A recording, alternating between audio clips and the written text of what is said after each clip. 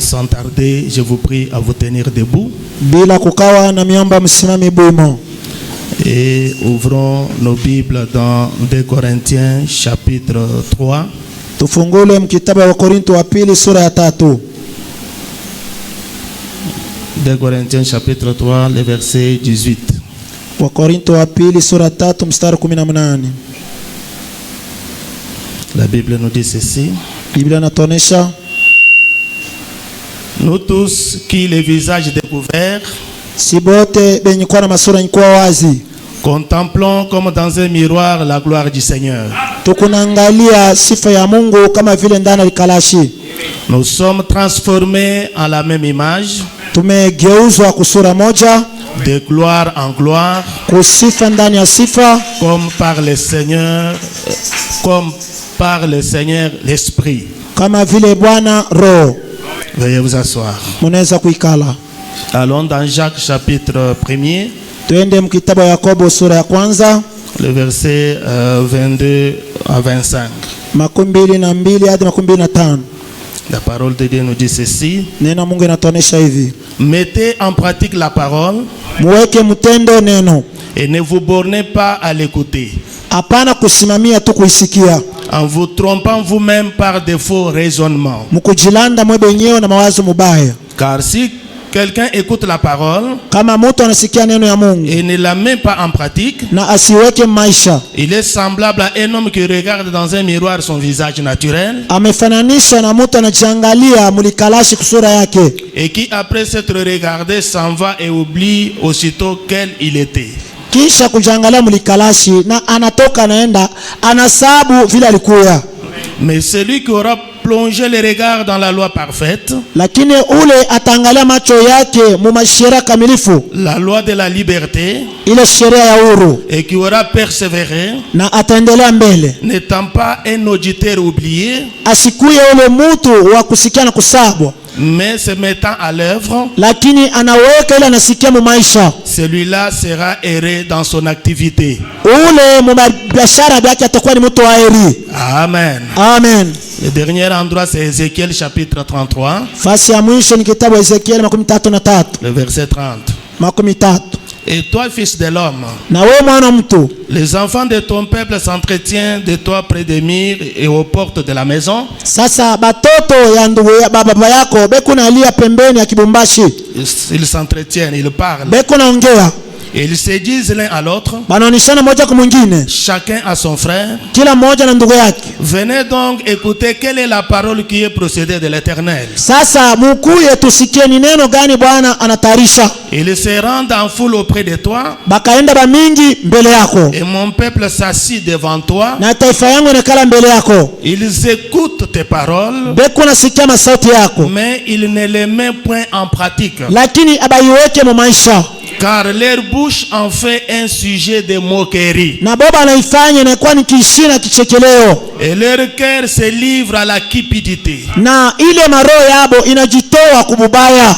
Voici tu es pour eux comme un chanteur agréable, angalia huko kwabo kama vile mwimbaji mzuri, possédant une belle voix, mwenye kuwa na sauti mzuri, habile dans la musique. tena mwenye kujua kuimba. Ils écoutent tes paroles, beko nasikia masauti yako, mais ils ne les mettent point en pratique. bo abaiweke mu maisha. Quand ces choses arriveront, wakati bibintu bitafika, et voici elles arrivent, na angalia binafika, ils sauront qu'il y avait un prophète au milieu d'eux. bo batajua kwamba kulikuwa nabii katikati yabo. Prions le Seigneur. Tuombe Bwana. Conduis-moi, Seigneur, oh Jésus, conduis-moi. Conduis-moi, conduis-moi, Seigneur, oh Jésus, Jésus, conduis-moi chaque jour, chaque nuit, par la force du Saint-Esprit. conduis-moi. Oh, Jésus, oh, chaque jour,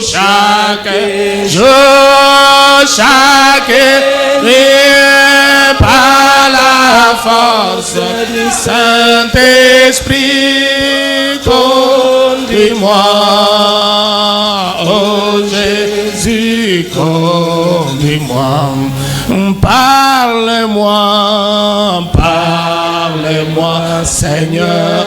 Oh Jésus, parle-moi. Parle-moi, Seigneur. Oh Jésus, Jésus, parle-moi. Chaque nuit, par la force du Saint-Esprit, parle-moi.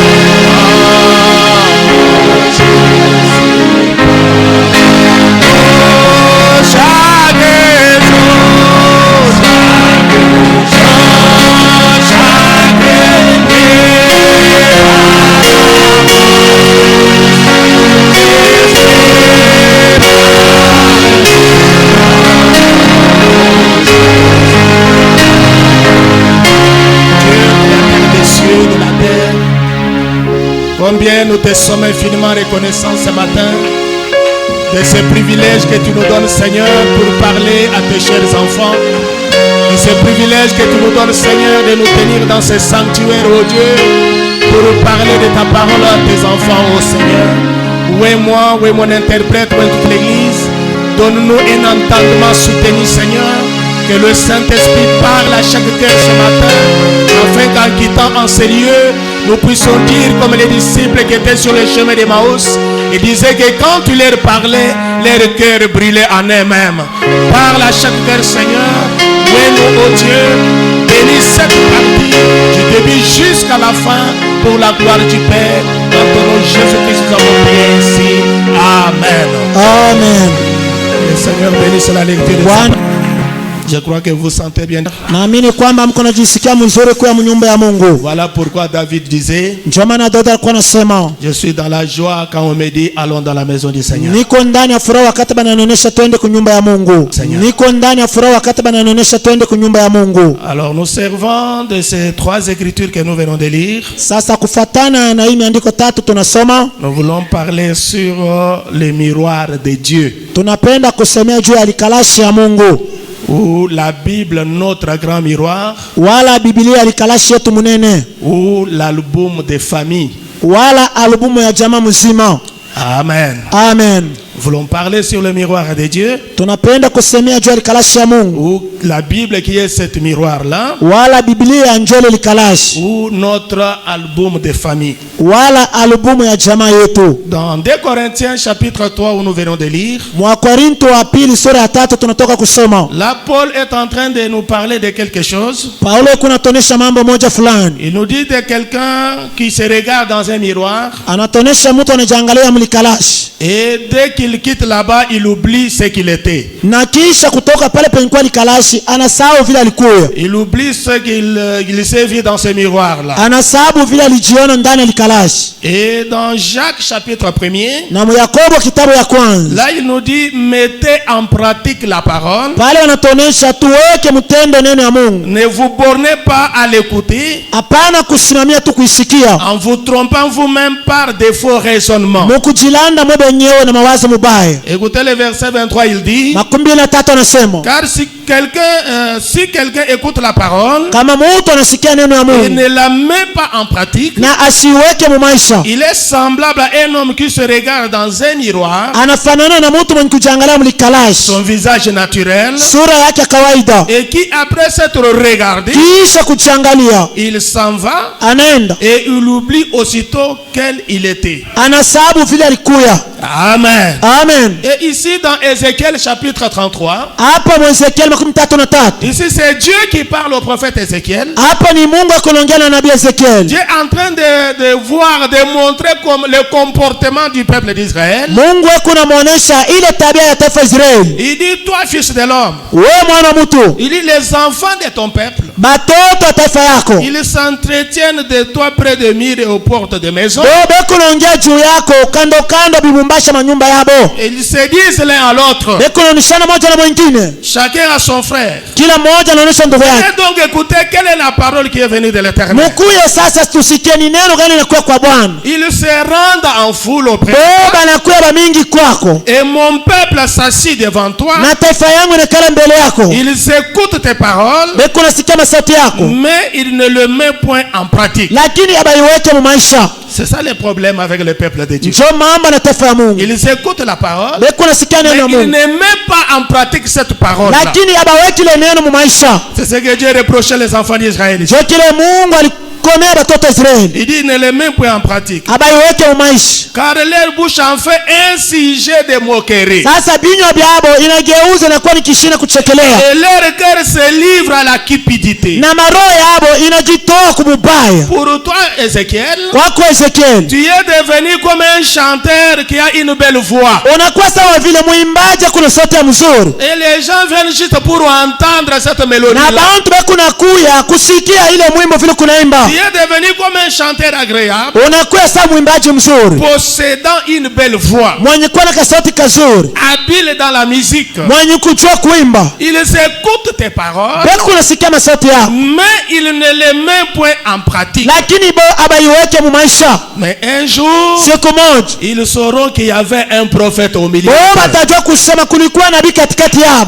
Amen. Amen. Je crois que vous saisissez un peu ma pensée. Najua kwamba mnabamba mawazo yangu. Alors écoutez un peu pourquoi, comme je l'ai dit, la parole, la Bible, c'est notre miroir. Sasa msikie yako juu ya nini Biblia inakuwa ni kalashi yetu. Nous voulons parler sur le miroir de Dieu. Tunapenda kusema juu ya kalashi ya Mungu. Et notre miroir, c'est la Bible. Na likalashi yetu ni Biblia. C'est la parole de Dieu qui est le miroir. Ni neno ya Mungu ndio likalashi. Mais pourquoi nous devons nous mirer? Pourquoi nous devons nous mirer ou nous regarder dans ce Juu miroir? ya nini tunapaswa kujiangalia ndani ya likalashi? Avant de venir ici, Mbele kuya hapa. chacun quand il s'est allé pour voir comment il Kila mtu wakati anajiangalia aone vile vous avez ajusté votre cravate. unatengeneza kravati yako. Quand vous vous êtes bien arrangé, Mama dans mulitengeneza votre bikwembe mzuri. vous convient bien. Kama ensemble yako na kuenea mzuri. Vous avez essayé un peu Munaweka cheveux. na kutengeneza manywele. C'est que quand on se mire là, c'est pour voir. C'est que quand on se mire là, c'est pour voir comment nous sommes. Ni kusema wakati tunajiangalia mulikalashi ni kwa ajili tuone tuko je. Il y a plusieurs raisons. Kuko sababu ya mingi. Quand vous êtes en train de vous mirer, Wakati kunajiangalia. c'est d'abord pour voir votre état physique. Kia kwanza ni kujiangalia hali yako ya kimwili. Pour voir si vous êtes sale ou propre. Kujiangalia kama wa mbuchafu wala hapana. Si ce que vous portez vous convient ou pas. Kama ile manguo unavala inakuenea wala ienee. Ou vous ressemblez à qui? Wala unafanana na nani? Est-ce que je me fais comprendre? Mnanisikia mzuri? Là, les raisons pour lesquelles on va au miroir. Ndio maana tunaendaka mbele ya kalashi. C'est d'abord pour voir votre ressemblance. Kwa ajili ya kuona unafanana na nani? Pour voir votre état physique. Kwa ajili ya kuona vile Pour uko. voir si vous êtes sale ou propre. Kwa ajili ya kuangalia kwa buchafu wala kumsafi. Pour voir votre aspect. Kwa ajili ya kuona umbo yako. Amen. Amen. C'est la raison pour laquelle on doit se mirer. Ndio sababu tunapaswa jiangalie kulikalashi. Si vous remarquez, Kama mnatambua, le miroir naturel que nous utilisons, likalashi ya kawaida ile tunajiangalia il est limité. iko na mipaka. Amen. Amen. Le miroir là que vous êtes regardé ce matin, il est limité. Likalashi ile uliangalia asubuhi iko na mpaka yake. Il vous permet simplement de connaître ce que vos yeux peuvent voir. Yo iko na kusaidia tu uone kile macho yako yanaweza kuona Au travers le miroir. kupitia likalashi. Mais il y a un autre miroir Kuko likalashi nyingine qui nous sert à connaître bien notre état invisible. ile iko na tusaidia tuone hali yetu ile haionekanike. Amen. Amen. Et ce matin, moi, je suis venu pour que chacun puisse se mirer pour découvrir son état invisible. Asubuhi ya leo mimi nakuya kusudi kila mtu ajiangalie mwali yake ili asionake. Pas seulement ce que les yeux peuvent vous dire. Hapana tu bile macho inaweza kukonesha kuona. votre état physique, hali yako ya kimwili, votre ressemblance, ile kufanana kwako, ce que vous portez. kile unavala. Mais nous devons maintenant nous mirer. Tunapaswa Il jiangalia, y a un autre miroir kuko likalashi qui ingine est la parole de Dieu. yenye kwa sauti ya Mungu. C'est la parole de Dieu qui nous aide à connaître notre état intérieur. Sasa ni neno la Mungu litusaidia kujua hali yetu ya ndani. C'est que la parole nous aide à nous découvrir qui nous sommes. Neno la Mungu inatusaidia tujue tuko banani. J'aime vous entendre dire amen, amen. Napenda kusikia amina kanisa. C'est la parole qui nous aide Ni neno inatusaidia à connaître notre état invisible, kujua hali yetu ile tuone, notre homme intérieur, mtu wetu wa ndani, son état, hali yake, comme ce que nous avons dit quand nous allons au miroir naturel. sawa vile tulisema wakati tunaenda kulikalashi ya kawaida. C'est que la parole nous aide à nous voir, à nous connaître qui nous sommes, notre Neno la Mungu ressemblance. inatusaidia tujiangalie hali yetu tuko banani, Si nous sommes sales ou propres aux yeux de Dieu, kama tuko bachafu wala basafi mbele ya Mungu, qui nous ressemblons dans cette Bible, dans cette parole. kama tunafanana na Biblia wala neno. Est-ce que vous comprenez cela? Mwananisikia mzuri? C'est que la parole nous aide à nous connaître notre homme intérieur, Sasa neno inatusaidia tujue mtu wetu wa son ndani, état, hali yake, ce qu'il est au juste, vile eko il kawaida, ressemble à qui, anafanana na nani, il est sale ou propre, eko mchafu wala il est msafi, en ordre ou pas, eko musawa wala il est en taratibu, bonne santé ou maigre. eko mwafia mzuri wala nakonda. Amen. Amen. Mais si souvent, Mara mingi c'est que la parole révèle des fois kile neno kunafungua mara mingi, est plus que le physique nous présente. sasa inapita kile fiziki inatuonesha. C'est que quand vous vous regardez dans un miroir naturel, Kama unajiangalia mnikalashi ya kimwili, vous voyez que je suis beau, je suis unaona une belle niko femme, mzuri, je niko suis un mrembo, monsieur beau, oh macho uko je mzuri, m'habille bien, je navala suis en bonne mzuri, santé, je oh suis afia fort. mzuri, niko mpop.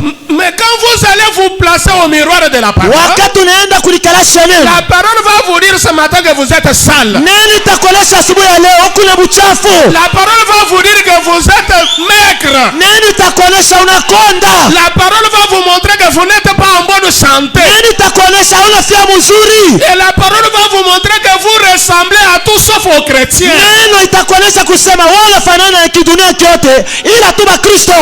Est-ce que vous comprenez cela? Tunasikia. Maintenant, écoutez ce que Frère Branham dit. Fuata kile nabii anasema. Je suis dans la prédication les eaux de séparation. Maji ya mtengano Frère Branham dit du 6 juin 55. ya 55. Branham dit ceci. Nabii anasema Au paragraphe 6.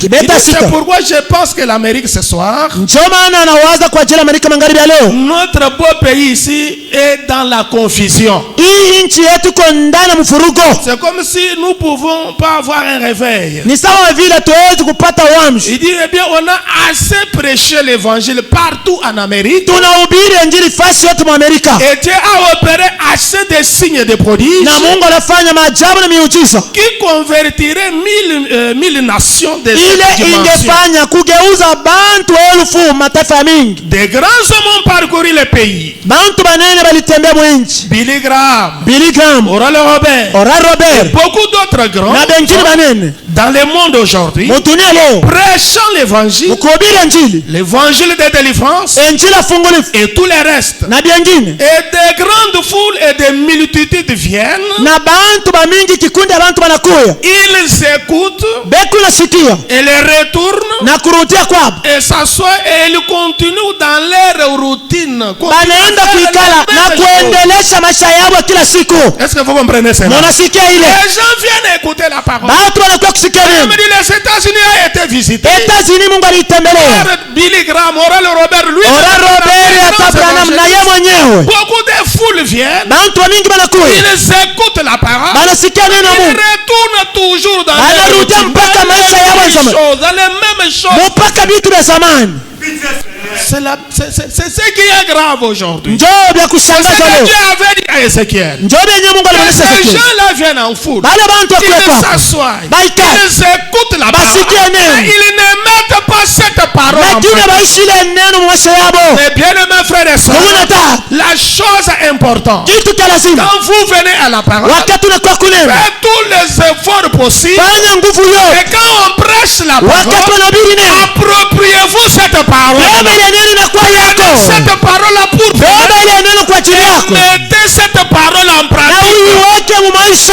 C'est en mettant la parole en Ni pratique mkuishi neno la qu'on Mungu. va en tirer de grandes bénédictions. Pia tutapata mibaraka munene. Amen. Amen. Ces gens-là venaient en foule, Bantu walikuwa mais kwa ils Mungu. retournent toujours dans leur routine. Anarudia mpaka maisha ya zamani. Si seulement vous savez, mon ami, Kama unajua rafiki que c'est ça l'esprit, kwamba njoro vous devez comprendre que chacun a un esprit. munapasha kuelewa kila mtu akuna roho. Tel que nous sommes ici ce matin, Vile tunaikala pasubu. chacun a un esprit en lui. Kila mtu akuna roho. Et si quelqu'un peut tout simplement voir quel genre d'esprit domine sa vie. Na kama kila mtu anaweza jiangalia ni roho ya jana mtawala maisha yake. Voilà pourquoi Frère Branham dans un autre message dit, Ndio maana nabii alisema mjumbe mwingine. il évitait qu'il n'y ait pas trop de mouvements de gens qui montent, qui descendent quand les gens écoutent la parole. Alikuwa na fokea sana ile mambo bantu kupanda kushuka wakati Il batu dit kusikia parce neno. que quand vous sortez, vous faites un mouvement, vous attirez l'attention de quelqu'un. Ni kusema wakati Tout être unatoka vivant, c'est un macho esprit. bantu banakuangalia. C'est que tout être humain, c'est un esprit. Asema mtankeshi wote ni roho. Et Branham dit, Nabii anasema si chacun de nous kama kila mmoja wetu pouvait voir quel genre d'esprit domine sa vie. angepasha kujiona ni roho gani na mtawala. Vous qui agissez avec indifférence envers Christ, Mwewe muku natenda na kusula nkungamba Kristo. vous aurez honte de vous-même. Mulipasha kujisikia ya mwe benyewe. Peu importe comment vous êtes habillés, Hata vile unavala. combien vous êtes populaire aux yeux des gens, Vile unajulikana mbele ya bantu. néanmoins, Ila tu dans votre cœur, muroho yako. si seulement Dieu peut tourner les miroirs vers votre Kama cœur. Mungu anaweza kukuletea Amen. tu roho yako.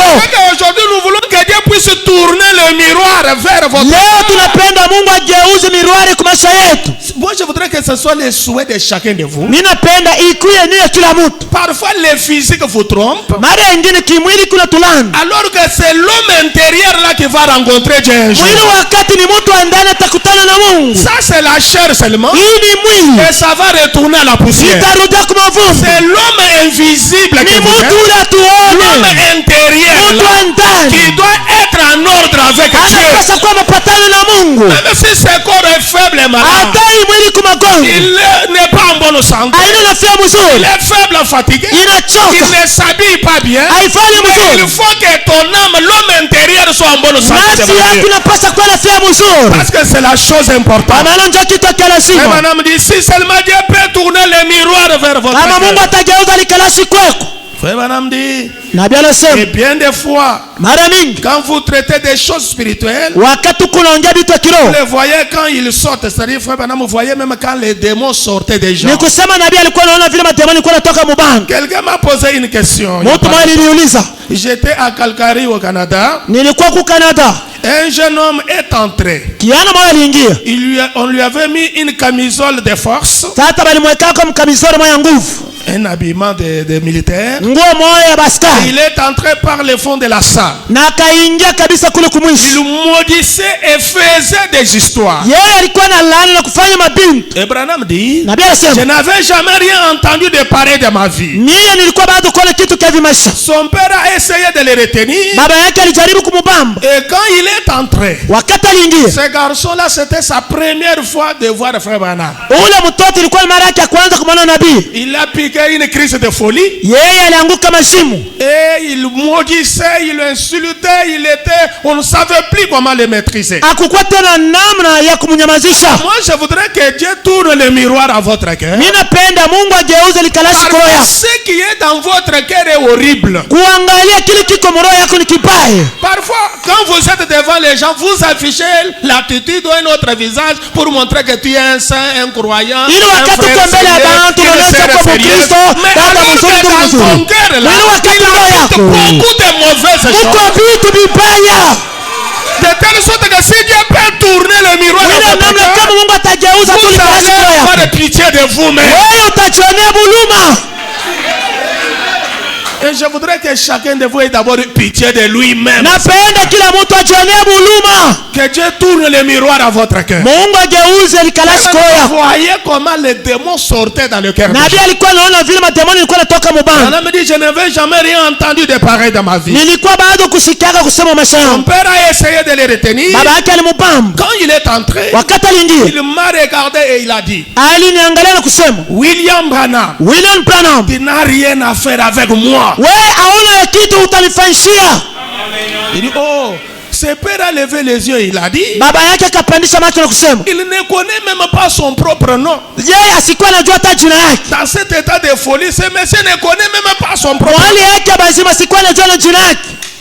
Comment il connaît les vôtres? Namna gani anajua jina Branham? Branham dit, je me tenais là, Na bila sasa nilikuwa simama pale à une bonne distance de lui. urefu mbali na yeye. Oh, comme il me maudissait et faisait des histoires, Vile alikuwa ananilana kufanya mabinti. alors il a dit, Akasema tu n'as rien à faire avec moi. hautafanya kitu kwangu. J'ai demandé l'auditoire de bien vouloir être tout simplement respectueux. Mimi niliomba tu maskani ibakie kimya. Les huissiers sont venus le faire sortir. Masaidizi banakuwa kumutosha. J'ai vu le Saint-Esprit apparaître Niliona Roho Mtakatifu anatoka et l'ange du Seigneur. na malaika wa Mungu. J'ai dit maintenant amenez-le ici juste une minute. Nilibaonesha mumulete sasa. Quand ils sont allés le prendre, Wakati alienda kumubeba il s'est mis à donner des coups de pied, akaanza kupika à mikulu na à mangume mordre même les gens. hata na kuluma bantu meno. Il portait une camisole de force. Alikuwa navala ile manguo ya askari. On l'a amené là près. Balimuleta karibu. Et alors quand la vision est apparue, Wakati yonye ilitoka a révélé ce qu'il était. sasa ikafungua kila alikuya. Est-ce que vous comprenez ça? Munasikia? C'est que la parole a la capacité de révéler ce que vous êtes. Ni kusema nini kuna nguvu ya kuweza kuweka wazi Parce kile que huko. la parole, c'est ça le miroir de Dieu. Vous ne pouvez pas vous cacher. Kwa maana Le miroir neno vous ndio montre likalashi ya ce que Mungu. vous êtes. Hauwezi kufichama, likalashi kuna kuonesha kile kyote huko. Amen. Amen. Un péché qui avait été commis par son père. Zambi ile baba yake alifanyaka. Est-ce que vous comprenez? Munasikia? Ce monsieur-là, ce jeune homme-là est devenu fou. Ule kijana alikuwa mtu bazimu, Pas à cause de son propre péché, haina kwa ajili ya zambi mais yake, à cause du péché de son père. kwa ajili ya zambi ya baba yake. Vous les parents, nous avons une grande responsabilité. Siye bazazi tuko na buzito. Vous devez marcher d'une manière digne de l'évangile. Tunapaswa kutembea kufuatana na neno la Mungu. Les actes que vous posez aujourd'hui, Matendo mko nafanya leo cela peut rendre fou vos enfants. ile inaweza kuwekesha Les watoto wao péchés que mazimu. vous commettez aujourd'hui, Zambi mko nafanya leo avoir des répétitions dans votre famille inaweza kuangukia mchama yao et poser beaucoup de dégâts na kuleta mambo makubwa à cause du péché de son père kwa ajili ya zambi ya baba yake. que son père avait commis. Baba yake alifanyaka Frère Branham dit et qu'il avait fait que l'enfant soit dans cet état. na ilimfanya mtoto anguke mashimu. Quand on a révélé cela, Wakati balifunua le hilo, père s'est écroulé par baba terre kaanguka chini et s'est repenti. na katubu. Et quand ce mauvais esprit a quitté ce garçon, Wakati ile maroho mubali mtoka yule mtoto, des milliers et des milliers de gens qui étaient sur ce terrain de corridor là ce soir-là bantu bamingi balikuya kweli maskani ile siku, ont regardé. baliangalia, C'était comme une grosse araignée ilikuwa kama vile ni arenye mwa munene sous forme d'une ombre noire muhali ya sura ya kimvuli keusi circulait là-bas. ilikuwa inazunguluka. Et c'était vraiment calme. Tout le monde était comme ils ont vu un araignée là-bas qui circulait comme une ombre. Baliona sababu ibu ilikuwa inazunguluka. Quand ce démon-là est sorti de ce garçon, Wakati ile demoni alimtoka ule mtoto, c'est pour vous dire qu'en vous la paix habiter beaucoup de démons qui ont plusieurs formes. ni kwa ajili ya kumwonyesha ndani yenu mnaweza kuwa mademona inavala masura ya mingi. Ce garçon-là Ule mtoto qui avait piqué cette crise de folie, alikuwa kana bazimu, on ne pouvait plus maîtriser. abangeza Quand mubanga. ce démon-là est sorti de lui, Wakati ile demoni alimtoka, c'était une forme d'une araignée. ilikuwa ni musura ya buibui. Frère Branham continue, il dit. Na bien endelea kusema, Et c'était, les gens étaient calmes là-bas. bantu balikuwa kimya, Il dit, cela a contourné l'endroit, ile ikazunguluka ile fasi traversé le bâtiment, ikatambuka et ça a maskani disparu. na ikapotea. Et Frère Branham dit, Na bien anasema des fois au paragraphe 8, mara mingi vous les voyez sous différentes formes. utaiona ili mampepo mumasura ya mingi, Les démons qui habitent le cœur des gens, mademoni kunekala maroho ya les bantu, démons qui habitent les âmes de gens, mademoni kunekala banafsi ya ont bantu, plusieurs formes. iko na masura ya kuachana. Il dit tout récemment, Hapa hapa yakao j'en ai vu sortir d'une femme, mimi niliona mwanamke mwana toka, un démon est sorti d'une femme demoni mwana toka mwanamke qui ressemblait à une chauve-souris. alikuwa anafanana na mpopo. C'est qu'en vous là, le miroir naturel vous montre que tu es une jolie femme. Likalashi ya kimwili na kuonesha kwa mwanamke mrembo. Quand vous allez au miroir de la parole, Wakati unaenda kulikalashi ya neno, on voit une chauve-souris en vous. banaona popo ndani yako. On voit une araignée en vous là. Banaona buibui ndani On yako. voit un serpent en vous. Banaona nyoka ndani On yako. voit un chien en vous là. Banaona mbwa ndani yako. On voit un crapaud, le crapaud en Banaona vous là. tula ndani yako. Ça a plusieurs formes. Iko na masura mingi. C'est ça l'homme intérieur. Njoo mtu wa ndani. C'est pour vous dire que l'extérieur peut vous tromper. Ni kwa ajili ya kumionyesha kainge kinaweza kumilana. Que vous êtes joli, tu es beau, Uko tu es mzuri kwa sale. lakini ndani kwa mchafu kwa macho ya Mungu.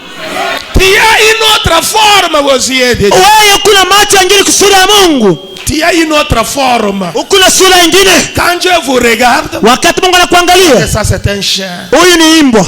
Quand Dieu te regarde, Wakati Mungu c'est anakuangalia, un vipère. huyu ni nyoka wa sumu. Non, non, celui-ci, c'est un serpent. Huyu ni nyoka. Frère Branham dit, c'est différentes formes. Inaachana masura kwa tano. Et Frère Branham dit, Na bila sema, je l'ai vu sortir d'une femme. niliona ile pepo inatoka kwa mwanamke. C'était une femme jolie là. Alikuwa mwanamke mzuri. Mais Lakini quand ce démon-là est sorti d'elle, wakati ule demoni alitoka, ce démon-là avait la forme d'une chauve-souris. ule demoni alikuwa na sura ya popo. Avec des longues poils pendantes sous ses pattes. Tena na mabawa mrefu kabisa. Et tout le reste. Na vingine. Et ses ailes se déployaient là. Na mabawa yake ilikuwa na pepea. Tout droit. Branham dit, ce sont des mauvais esprits. Na bila sema ni maroho mubaya. Amen. Amen. Ce sont des mauvais esprits. Ni maroho mubaya. Et bien des fois, Mara mingi c'est quelqu'un d'une très belle apparence. ni mtu kama mnamuona tu nje wa sura mzuri. Une personne d'une belle apparence. Mtu mwenye kwa sura mzuri. Et en lui là, quand on le tourne au miroir de la parole, Ndani yake wakati wanamgeuza likalashi ya neno. chauve-souris. Popo. Quand on le tourne au miroir de la parole, Wakati wanamgeuza kulikalashi ya Mungu. un chien. Imbwa. Quand on le tourne au miroir de la Wakati parole, wanamgeuza kulikalashi ya neno. il a une autre apparence. Et Une kuna sura. araignée. Yeye ni buibui. Frère Branham dit, Na bila sema quelqu'un d'une belle apparence mtu wa sura mzuri dehors. nje. Mais si tout simplement vous pouvez le regarder à l'intérieur Kama tutamwangalia ndani et voir ce que c'est. na kuona vile yako. Est-ce que vous comprenez mon sujet de ce matin? Mnasikia kishina asubuhi. Le miroir de Dieu. Likalashi ya Mungu. Le miroir de Dieu est différent du miroir des hommes. Likalashi ya Mungu inaachana na ya bantu. Le miroir des hommes vous est limité. Likalashi ya bantu kuna mipaka. Ça vous montre simplement votre forme physique. Inamionyesha tu umbo yenu ya Le nje. miroir de Dieu voit l'intérieur. Likalashi ya Mungu kunaona Il ndani. vous montre ce que vous êtes au juste. Inakuonesha kile kenye kwa kweli ndani. Amen. Amen. Amen. Amen. Frère Branham dit, si vous pouvez regarder à l'intérieur Kama unaweza kuangalia ndani et voir ce que c'est, na kuona kile huko. nous sommes dominés par des esprits. Siye tumetawaliwa na maroho. Les êtres humains sont dominés par des esprits. Bantu wanatawaliwa na maroho. Pourquoi les choses ne marchent pas dans Kila le monde? nini bitu biende Le mbele. pays, il y a un, ça ne va pas. Mwenchi bitu biende Dans nos mbele. églises, il y a un, ça ne va pas. Mumakanisa bitu C'est biende parce que mbele. les gens sont dominés par des Ni kwa esprits. sababu bantu wanatawaliwa na maroho. Les esprits de la 4e dimension, Ili maroho ya hatua ya les ine. esprits de la 5e dimension. Maroho ya hatua ya Et tano. ces gens-là vivent sur la Na terre. bale bantu wanaishi Ils chini ya sont dunia. dans les églises. Banaenda La mumisa. parole peut être prêchée. Neno La inahubiriwa. parole condamne de mauvais Neno pratiques. inahukumu vitu vibaya. Elle ne change jamais. Lakini baba badilikake. Elle ne change jamais. Bo ababadilike. C'est qu'ils sont dominés par des esprits. Ni kusema maroho mubaya na batawala. Pourquoi on doit nous retourner vers le miroir de Dieu? Banapata kuturudisha Pour kulikalisha que Dieu Mungu. vous montre réellement qui vous êtes. Kusudi Mungu amionyeshe muku banani kweli. Voilà pourquoi Jésus de Nazareth un jour, Ndio maana Yesu wa Nazareti siku qui moja. était le miroir même de Dieu fait chair, Yeye alikuwa likalashi ya Mungu alikufanya mwili. il a rencontré les fous de Gadara. Wakati alikutana mwendawazimu wa Il lui Gadara. a posé la question. Na alimuuliza, Qui êtes-vous? wako nani? Il dit, nous sommes des légions. Baba alisema tuko kikundi na mandemono. Est-ce que vous comprenez cela? Il Mnasikia? n'a pas donné son nom biologique qu'on lui avait donné par son père.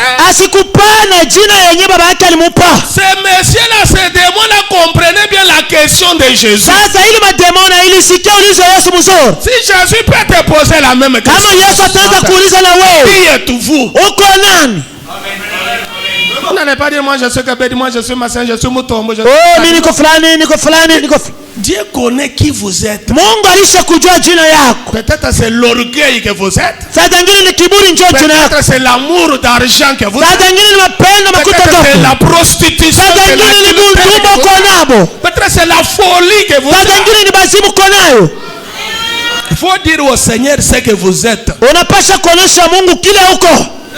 Le temps est venu dont on doit dire aux croyants la vérité. Muda inafika tunapasha kuonesha baaminifu kweli. On ne doit pas flatter les gens. Hatupashi bembeleza bantu. Pour vous dire non, si vous croyez frère Branham, vous irez au ciel de Oh, Branham. kama na mamini na vipi na matemona ndani. Non. Hapana. Non. Hapana. Non. Hapana. Ceux qui iront au ciel de Branham, ce sont des gens sauvés. Bali wataenda kupinga Branham. Puissance de Bantu Dieu. balokolewa. Pas des sorciers. Hapana balozi. Pas des fétichards. Hapana bamatao. Des orgueilleux. Hapana Pas babibuli. des coureurs de jumeaux. Hapana bakukira Pas des bakukira. saboteurs. Hapana Pas des bakukira. fétichards. Hapana bamatao. Mais des gens sauvés. Bantu Des balikolewa. gens changés. Bantu balikubatika. Plus du Saint-Esprit. Kusema na Roho Mtakatifu. Branham dit nous sommes dominés par des esprits. Na bela sema tunatawaliwa na maroho. Les gens sont dominés par des esprits. Bantu wanatawaliwa na maroho. Ouais, Branham continue, il dit, Na bela endelea na kusema il dit nous voyons que les enfants d'Israël, tunaona watoto wa Israeli après que Dieu ait fait la promesse, kisha Mungu kuleta malako. Abraham que sa semence séjournait pendant 400 ans, Ibrahimu uzao yako tenda kuikala il bubutu le wa miaka ferait 400. sortir par une main de délivrance. Na balipasha kutoka mu mkono ya ufungulifu. Un homme du nom de Moïse naquit, Mtu mwenye kuwa na njina ya Musa kazalika. un enfant très particulier. Mtoto wa upekee. Évidemment, je crois que les dons et les appels sont sans repentir. Kwa kweli naamini mazawadi na huduma iko bila Vous ne pouvez kitubio. pas faire de vous ce que vous n'êtes pas. Hawezi jifanya wewe kile kenye hauna. Le problème est que les gens veulent se fabriquer ce qu'ils ne sont pas. Ni kusema bantu wanapenda kujiita kile habanacho. Oh, moi je suis bishop, moi je Minjo suis bishop. révérend, moi je suis missionnaire, moi Minjo kuhubiri je injili. suis tel, je Niko suis ceci, fulani. je suis cela. Niko fulani. Branham dit, Na bila sema vous ne pouvez pas faire de vous ce que vous n'êtes pas. hawezi kujiita kile hauko.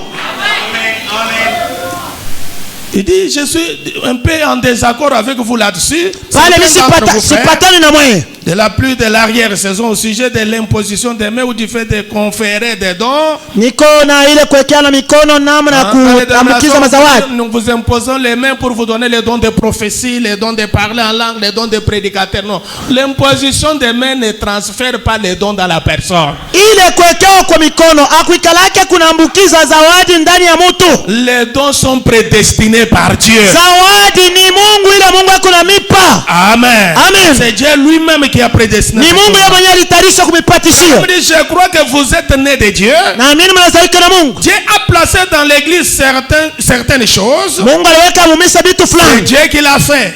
Ni Mungu Peu alifanya. importe combien vous aimeriez être autre chose, Hata vile utatamania kuwa kitu fulani. vous pouvez aimer être autre chose. Unaweza kutamania kuwa Je ne fulani. peux pas par moi-même avoir des yeux bruns. Mimi mwenyewe sipendi kunikuwa na macho ya brun. Je ne peux pas avoir les yeux bruns, les yeux noirs. Non, vous êtes simplement ce que Dieu a fait de vous là. Wewe uko kile Mungu alifanya juu yako. Amen. Amen. Mais ici, nous voulons d'abord voir, frère Branham, voyez des démons qui sortaient de Na bila alikuwa anaona mandemoni vile ilikuwa natoka. Parce que Dieu avait fait de lui un miroir. Kwa maana Mungu alimfanya likalashi. Frère Branham avait la capacité, quand il vous regarde, il vous traverse. Nabii Branham alikuwa na uwezaji kama anakuangalia anakutambuka. Il voit ce qui ne va pas dans votre vie. Anaenda kuona bila Il biendeke peut maisha yako. même dans votre famille connaître ce qui a eu plusieurs années. Anaenda na mjamaa yako anaona mambo ya zamani. Amen. Amen. Et la parole de Dieu, c'est notre miroir. Neno ya Mungu ndio likalashi yetu. C'est que quand nous venons à la parole, Wakati nous tunakuwa kule allons nous exposer pour que la parole nous montre les imperfections qui sont dans notre vie. tunakuya kuchacha wazi kusudi neno ya Mungu ituoneshe bila vichafu biko ndani yetu. Amen. Amen. Dans démonologie Elimu juu ya pepo du 12 novembre 53, ya 53 Branham dit quelque chose là. nabii anasema Il kitu dit kimoja. environ 3 mois. Kisha miezi 3 Je vous ai dit qu'un soir je prêcherai sur la démonologie. nilimionyesha magharibi mwani nitabiri juu ya elimu juu ya pepo. J'aimerais durant ces quelques prochaines minutes prêcher sur la démonologie. Mwi dakika kidogo napenda kuhubiri juu ya elimu juu ya pepo. Mais je prends là-bas, il dit, mes amis, Marafiki, parlant des démons, kusemea mademono. il dit, mes amis, ils sont tout aussi réels que vous l'êtes. Mademono na yo ni ya kweli mpaka vile mwa muko. Et je les vois. Na niko na yona. Bien des fois, Mara mingi lorsqu'ils sortent carrément, wakati natoka Branham dit, nabii anasema je les ai vus quitter juste cette estrade. mimi niliona tu inatoka hapa kwa sababu Quand il priait pour des gens, wakati alikuwa anaambia bana voyez comment ces démons-là sortent. alikuwa anaona mademono vile ilikuwa natoka. Je les vois. Ninaiona Certains d'entre eux sous la forme de chauves-souris. wengine mademono iko na sura ya popo, Ils ont comme des longues poils qui pendent sur leurs pattes. iko na manyoya mrefu yenyewe iko na pepuruka kwa mabawa yao. Mais un démon d'épilepsie, Huyu demono kifafa, quand vous voyez quelqu'un faire l'épilepsie, wakati unaona mtu iko na nguka kifafa, ce démon-là, il a quelle forme dans cet homme-là? ule demono iko na sura ya jenda ule On mtu. me dit, il ressemble à une tortue. Yeye anafanana na bandakwe. C'est que quand vous voyez quelqu'un faire l'épilepsie, le démon qui est en lui là, il a la forme d'une tortue. Kama mnaona mtu iko na nguka kifafa, demono iko ndani yake, iko na sura ya bandakwe. La folie, ça a la forme d'une grosse araignée. Sasa huyu bazimu iko na sura ya kibuibui kinene. On me dit, le cancer, c'est quand il priait pour les gens qui avaient le cancer. Le cancer a une forme d'une ombre noire qui entoure la personne. Na bila sema magonjwa ya kansa iko kama vile kimvuli na mfinika moto. Il dit, mais l'épilepsie ressemble à une tortue ayant des pattes rondes. Sasa hii magonjwa kifafa inafanana na bandakwe Suspendu en l'air comme cela. yenye kuwa yulu vile. Mais bien souvent, Mara mingi un démon d'oppression, quelqu'un qui a comme une pression, comme une qui demono wa mambo, qui est dépassé par des mambo problèmes, inamupitia mkichwa un étouffement des problèmes. sawa vile mambo inamuyala sana. Branham dit, Na bila ce sema démon d'oppression là ule demono wa mambo ressemble à une nuage, anafanana na mawingu comme un vague, sawa vile pepo, et il produit un son vraiment bizarre. na eko natosha sauti mwa mubaya Lorsqu'il sort, wakati inatoka, lorsque vous êtes dans cette autre dimension, wakati kumatua fulani vous pouvez voir les esprits. unaweza kuona maroho. C'est là où Frère Branham avait la capacité d'aller dans le monde des esprits et voir ce qui se passait. Na njomo ile hatua nabii alikuwa anawezaje kwenda mdunia maroho na kuona mambo iko nafanyika. Frère Branham avait un frère qui est tombé, il est mort. Siku moja nabii alimwona ndugu mwana anguka na anakufa. Et ce frère-là s'appelait Élie. Ndugu yule alikuwa anaitwa Eli. Branham dit dans ce message-là, il dit, je suis allé dans le monde des esprits. Nabii alisema nilienda Et mdunia j'ai maroho. appelé frère Élie, reviens. Nikaita ndugu Eli, rudia. Est-ce que vous comprenez cela? Mnaelewa?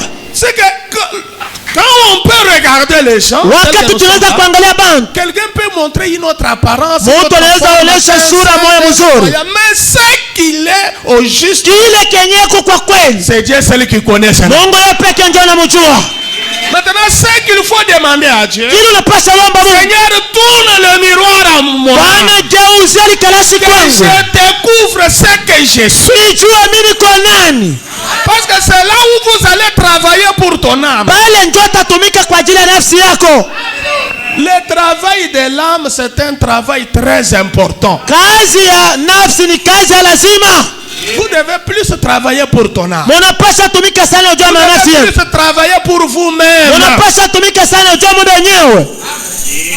Pour que Dieu vous amène à un changement réel. Kusudi Mungu amibadilishe kwa kweli. Il y a beaucoup d'hypocrisie dans le monde. Munafiki wa mingi mko leo mtu. Hypocrisie dans nos églises. Mumakanisa mko munafiki. On approche des gens qui ne fallait même pas approcher. Mara nyingine tuko na tofesha bantu bale tupashe Les kutofesha. gens habitaient des démons désespérés. Bantu bako na mademoni na maroho. Aujourd'hui, la marche de l'église est lente aujourd'hui. Siku ya leo mwendo wa kanisa unakuwa pole La pole. marche de l'église est trop lourde aujourd'hui. Sasa kama mwendo wa kanisa leo kwa À muzito. cause des gens qui ne sont pas délivrés. Ni kwa ajili ya bantu bayakombolewa. Je vais vous lire ce matin. Nitamisomea asubuhi. Suivre Jésus, Kufata Yesu ce n'est pas une facilité. haina mwepesi. Les gens qui venaient à la foi, Bantu walikuwa nakuya. c'était des gens délivrés des démons. Balikuwa ni bantu kukombola matendo.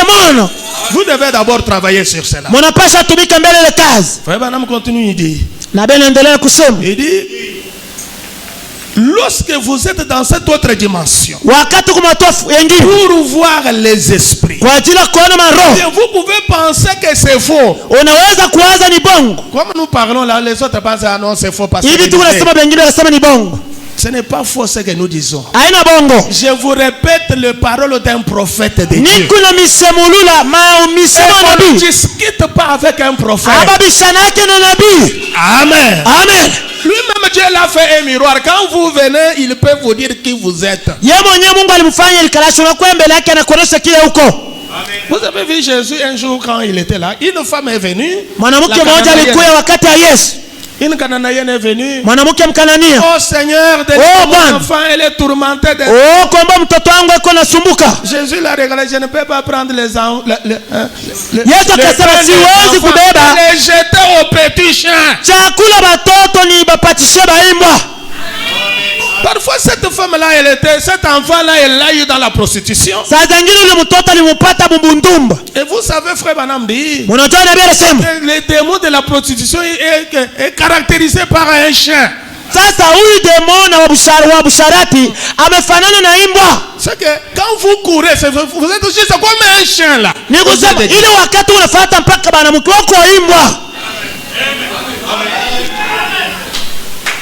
Le démon d'adultère là, Un démon obsarate là qui vous habite là. Quand Dieu te regarde là, wakati Mungu anakuangalia, c'est un jeune homme bien. uone Dieu kiana te mzuri. voit sur c'est un chien. Mungu anakuona wako imbwa. Un chien qui n'a pas d'habit, un chien. Imbwa ile haina na manguo. Vous devez avoir pitié de vous-même. Mnapaswa jionea buluma. Frère Branham continue de dire ceci. Na bena endelea kusema. Il dit quand vous allez dans cette autre dimension pour voir les esprits, Wakati unaenda moto wengine vous kwa ajili ya kuona maroho. pensez que c'est faux. Unaweza waza ni bongo. Un de ces jours, Moja siku vous allez vous rendre compte. mwewe mtatambua. Si seulement vous pouvez prendre un miroir spirituel. Kama unaweza beba likalasha kiroho. Amen. Amen. C'est ça mon sujet de ce matin. Ndio kishina yangu. Le miroir spirituel. Kishi ile likalasha parole kiroho. de Dieu. Neno ya Mungu. La Bible. Biblia. Je vais vous mirer à ce miroir. Ukiangalia kulikalasa. Alors que vous allez découvrir Pale ndio mtatambua. qui vous êtes au Wako nani kumacho ya Mungu. Le miroir spirituel. Ile likalasha Et kiroho. regardez dans votre âme. Na kuangalia mnafsi yako. Est-ce qu'on peut montrer ça? Et regardez dans votre âme. Na kuangalia mnafsi yako. Vous qui doutez, Mwewe mkunabisha. vous verrez à quoi cela ressemble. Mwewe munaamini tu hapa karibu. Vous allez voir à quoi cela Na ressemble. mutaona ili maroho inafanana na nini. Et le plus grand démon, Na demono mnene. le chef de tous les démons, Ule sultani wa demono. c'est l'incrédulité. Ni kutokuamini. Le plus grand démon, Demono mnene. le chef de tous les démons, Kiongozi wa demono wote. c'est l'incrédulité. Ni kutokuamini. L'incrédulité à quoi? Kutokuamini nini? À la parole de Kwa Dieu. sauti ya Quand Mungu. vous doutez de la parole, Wakati unabisha quand vous neno. ne croyez pas la Wakati parole, waamini neno. c'est un grand démon qui vous Ni habite. demono mnene nakala ndani yako. Dans la prédication, chasser les démons. Mu mahubiri ile kuandama wa demono. Branham dit quand je demande aux gens d'accepter Christ, Nabii anasema wakati naonesha quand bantu batike j'ai Kristo. incliné vos têtes là, Wakati unasema mshushe bisha. je vois ces démons-là suspendus au-dessus des gens, Naona ile mademono inasimama yule abantu. leur disant de ne pas croire. Mukubaonesha basiamini. Quand vous présentez la vraie parole à quelqu'un, Wakati unaonesha et neno la kweli kwa personne mtu. rejette, Na ule mtu anaikatala. c'est qu'il y a eu une puissance démoniaque. Ni kusema kuko Il y nguvu a ya eu un shetani. démon qui était suspendu. Kuko demono alisimama Il yule a yake. empêché à croire à la Ili parole. mzuia siamini neno. Frère Branham, quand il dit, Na bene endelea kusema. il n'existe pas d'autre péché à part l'incrédulité. Hakuna dhambi nyingine ila tu kutokuamini. Il dit toutes ces petites choses Tumabitu tote tuloko. en rapport avec la moralité Yenye kufatana na hali mbaya. et tout fumer, prendre de l'alcool, jouer au jeu d'argent, commettre adultère, ce sont des attributs de l'incrédulité. Usharati byengine ile ni makazi ya kutokuamini. Vous faites cela parce que vous ne croyez pas. Wewe kunafanya bila bitu kwa sababu huamini neno la Mungu. Amen. Amen. Que Quelqu'un qui continue à boire au message. Dans le message aujourd'hui, il y a des jeunes gens, des frères qui boivent. Mu ujumbe mungali babiana baikuna kunywa pombe. Vous regardez les lèvres d'un frère qui sont brûlées avec l'alcool. Unaangalia midomo ya ndugu inalungula na pombe. Vous voyez un frère au centre-ville là, il est ndugu mtaoni. Un jour, je me suis croisé avec un frère. Siku moja nilikutana na ndugu. J'ai dit bonjour. J'ai vu comment il faisait pendant l'effort pour se maintenir. Mulevi. Pourquoi ils font ces choses? Ils ont des années et des années dans les églises. Branham dit les églises ne vous sauvent pas. L'église vous aide à devenir chrétien. Colonne de feu tabernacle ne vous sauve pas. Ici, Dieu a placé cet homme de Dieu pour vous aider à devenir chrétien. Mais les gens vont se cacher dans les églises. Les gens restent assis sur le banc de l'église, des chaises de l'église, des années, des années. Des inconvertis, des pécheurs, des incrédules. Mais ils sont là-bas. Il pousse amène à la parole. Il peut soulever la chaise. Si le pasteur te va manger. On n'a pas besoin de la dîme d'un incrédule. On n'a pas besoin de l'argent des gens qui ne croient pas. Vous devez d'abord croire. Croire, frère Branham, c'est quoi? C'est mettre en pratique les enseignements de William Branham. C'est vivre ce que Branham vous a dit.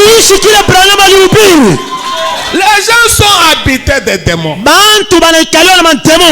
Nos églises sont pleines des hommes et des femmes habités de démons. On met même dans nos conseils des gens habités de démons. On vole l'argent de Dieu à l'église. Les gens font des choses impossibles. L'église ne marche pas. L'église est bloquée à cause des gens qui ont des démons en eux. Voilà pourquoi ce matin, je vous appelle à vous mirer au miroir de la parole. Afin que tu dises au Seigneur, Seigneur, tel que tu me vois ici, moi je suis un voleur. Moi je suis un adultère. Moi je suis un menteur. Moi je suis un hypocrite. Seigneur, sauve-moi. Seigneur, délivre-moi. Seigneur, change ma vie.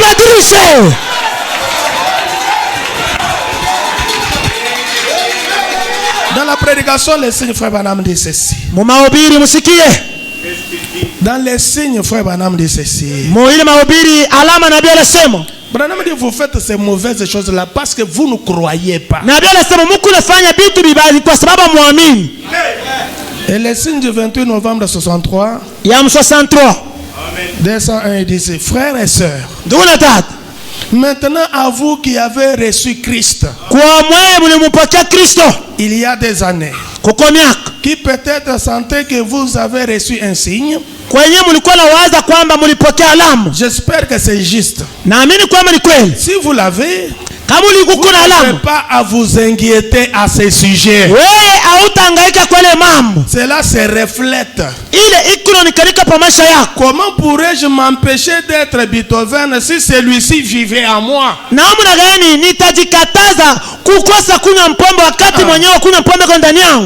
Beethoven là c'était comme un monsieur là-bas, un bandit qui se promenait avec des armes de guerre et tout ça, qui attaquait les gens. Il dit si son esprit est en vous, vous allez faire les mêmes choses que ce monsieur-là faisait. Si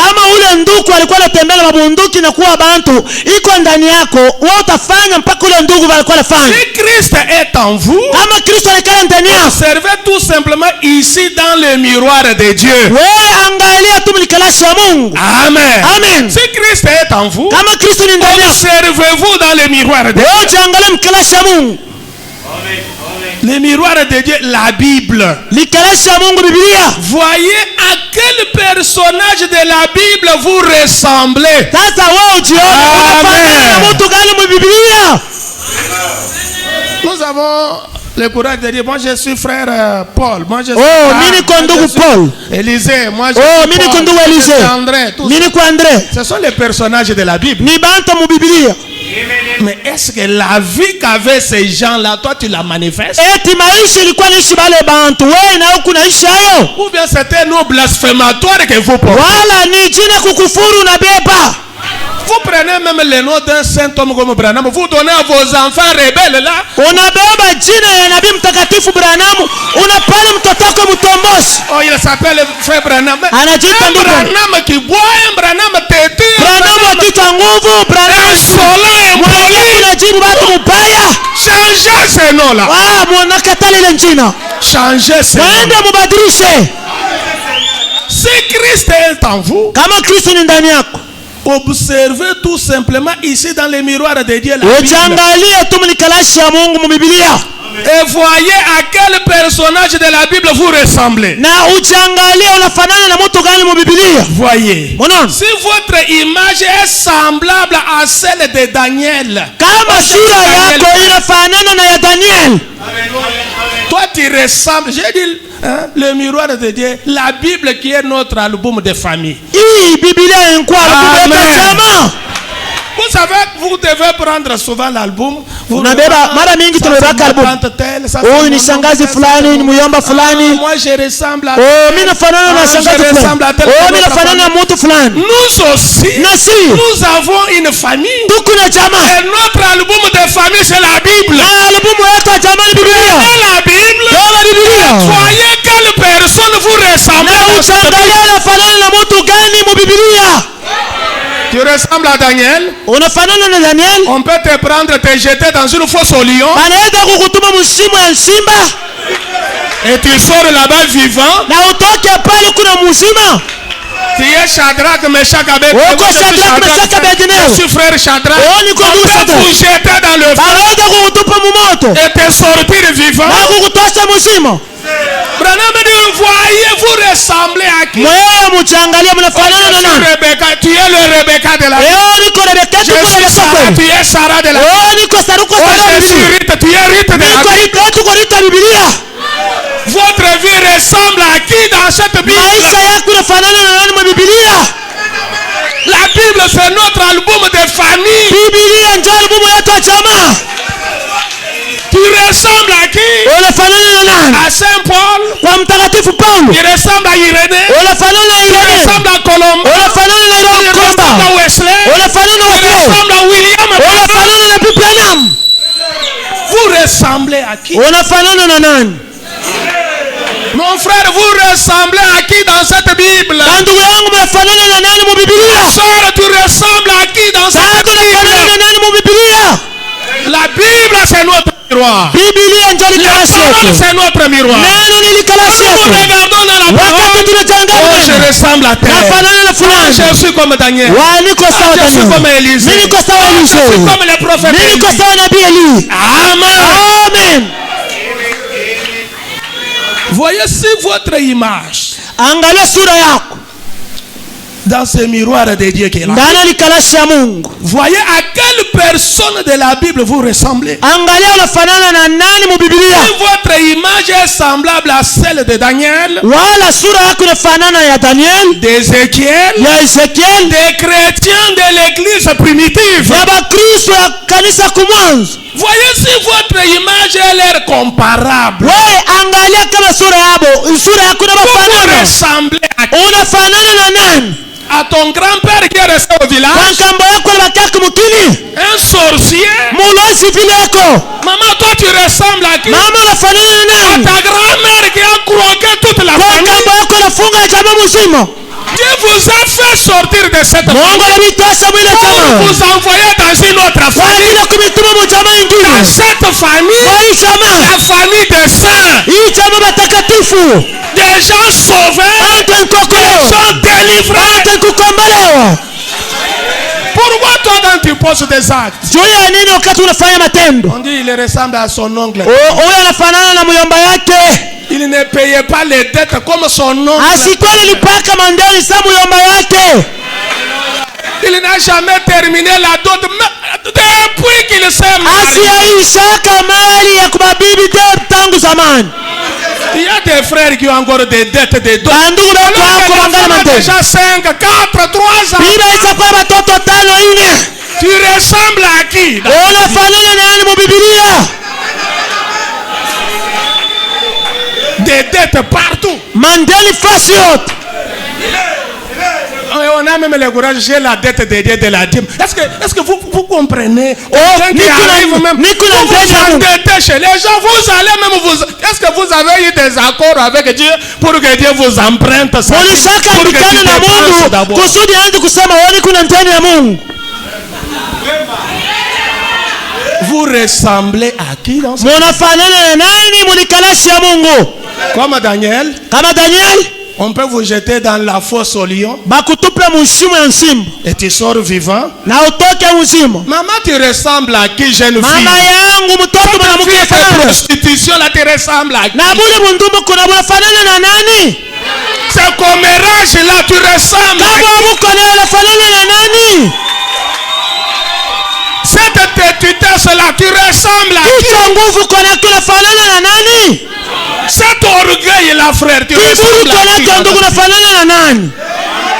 Non, toi tu es comme les gens de chez vous au village. Tu es encore un villageois au message. Le message de Branham, c'est un message venu d'un pays développé. Le prophète de l'Ouest.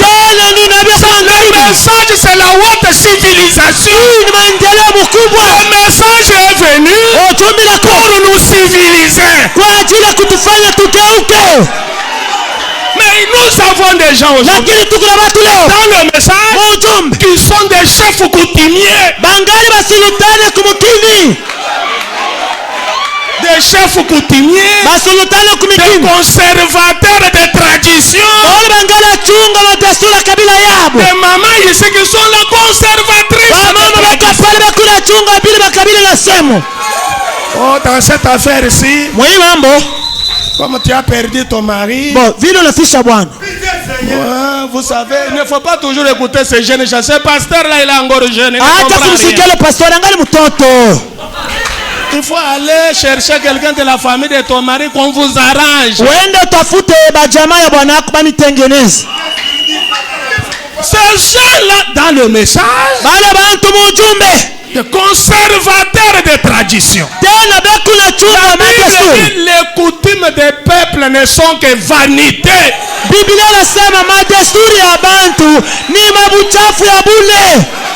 Le message de Branham est venu. Le message avait deux objectifs. Premièrement, c'est nous faire sortir dans les traditions des hommes et les traditions pentecôtistes. Est-ce que vous comprenez cela? C'est que vous devez d'abord quitter le système de chez vous là. Je ne vais pas citer les villages des gens parce que ça me pose toujours des problèmes. Nous ne sommes plus de ces villages. Nous sommes plus de ces choses-là. La Bible dit, nous connaissons personne selon la chair. Quelqu'un qui veut se marier, oh, j'ai besoin d'une fille de chez nous. Chez vous. Il est ici à Lubumbashi. Il envoie des commissionnaires là-bas. Cherchez-moi une femme de chez nous. Ça c'est un frère coutumier, un chef du village. Il y a encore un villageois. Tu ne comprends pas ça que le message.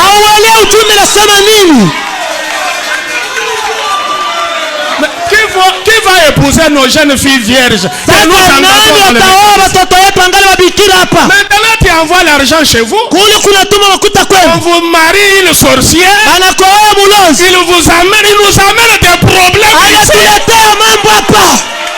Nous on doit commencer à nous casser les nerfs. Parce que toi tu n'écoutes pas. Il y a un démon en vous là. Le démon de... Ole demona ya. Ah, les démons de... Demona wa. Les démons de... Demona wa. Sortez de ces choses-là. Toka mubile bintu. Sortez dans le système des églises. Mutoke muwali Croyez le message de l'heure. Aminu chumba kati. Branham lui dit, Branham asema. un chrétien Mon Christ. doit épouser une fille qui est réellement née de nouveau. Anapasha kuoa mtoto mwanamke mwenye kuzalika mara ya Il pili. croit exactement comme vous. Mwenye kuamini sawa sawa sawa wewe. Un point très. Pale full stop. Non, il faut qu'il soit de chez nous. Oh, wacha kwetu. C'est là le problème que nous avons. Njoo mambo tuko nayo. Sortez de ces choses-là. Mutoke mwenye madesturi. Vous ressemblez à qui? Unafanana na nani tuoneshe? Dans cette Bible. Mwa hii Biblia. Aux chrétiens de l'église primitive. Bakristo bakukanisa kumwanzo. Est-ce que tu ressembles à Saint Pierre? Wewe unamfanana mtakatifu Paulo wala Son ombre Petro. guérissait les malades. Ile bwinja bantu alikuwa anapona. Son ombre guérissait les gens. Kivuli yake ilikuwa inatunza bantu. Vous vous ressemblez à qui? Wewe unafanana na nani? Quand vous vous regardez dans ces miroirs, Wakati unajiangalia mlikalashi ya Mungu. tu es comme qui? Wewe uko sawa nani? Branham dit, Na Biblia inasema, vous êtes du monde. wewe uko mdunia. Vous aimez le monde ou les choses du monde. Unapenda dunia na bintu byake. Et tout cela est-il mort? Na vyote Vous vimekufa. devenez une nouvelle créature. Ukuya sasa kumbaji kipya. Amen. Amen. Amen. Amen. Daniel était plus dans la fosse au lion. Daniel alikuwa mshimo ya simba. Si vous dites que moi je suis comme Daniel, est-ce que tu peux être comme Daniel quand on... Oh, mimi niko sawa Daniel. Wewe bakutupe mshimo ya simba leo utaishi.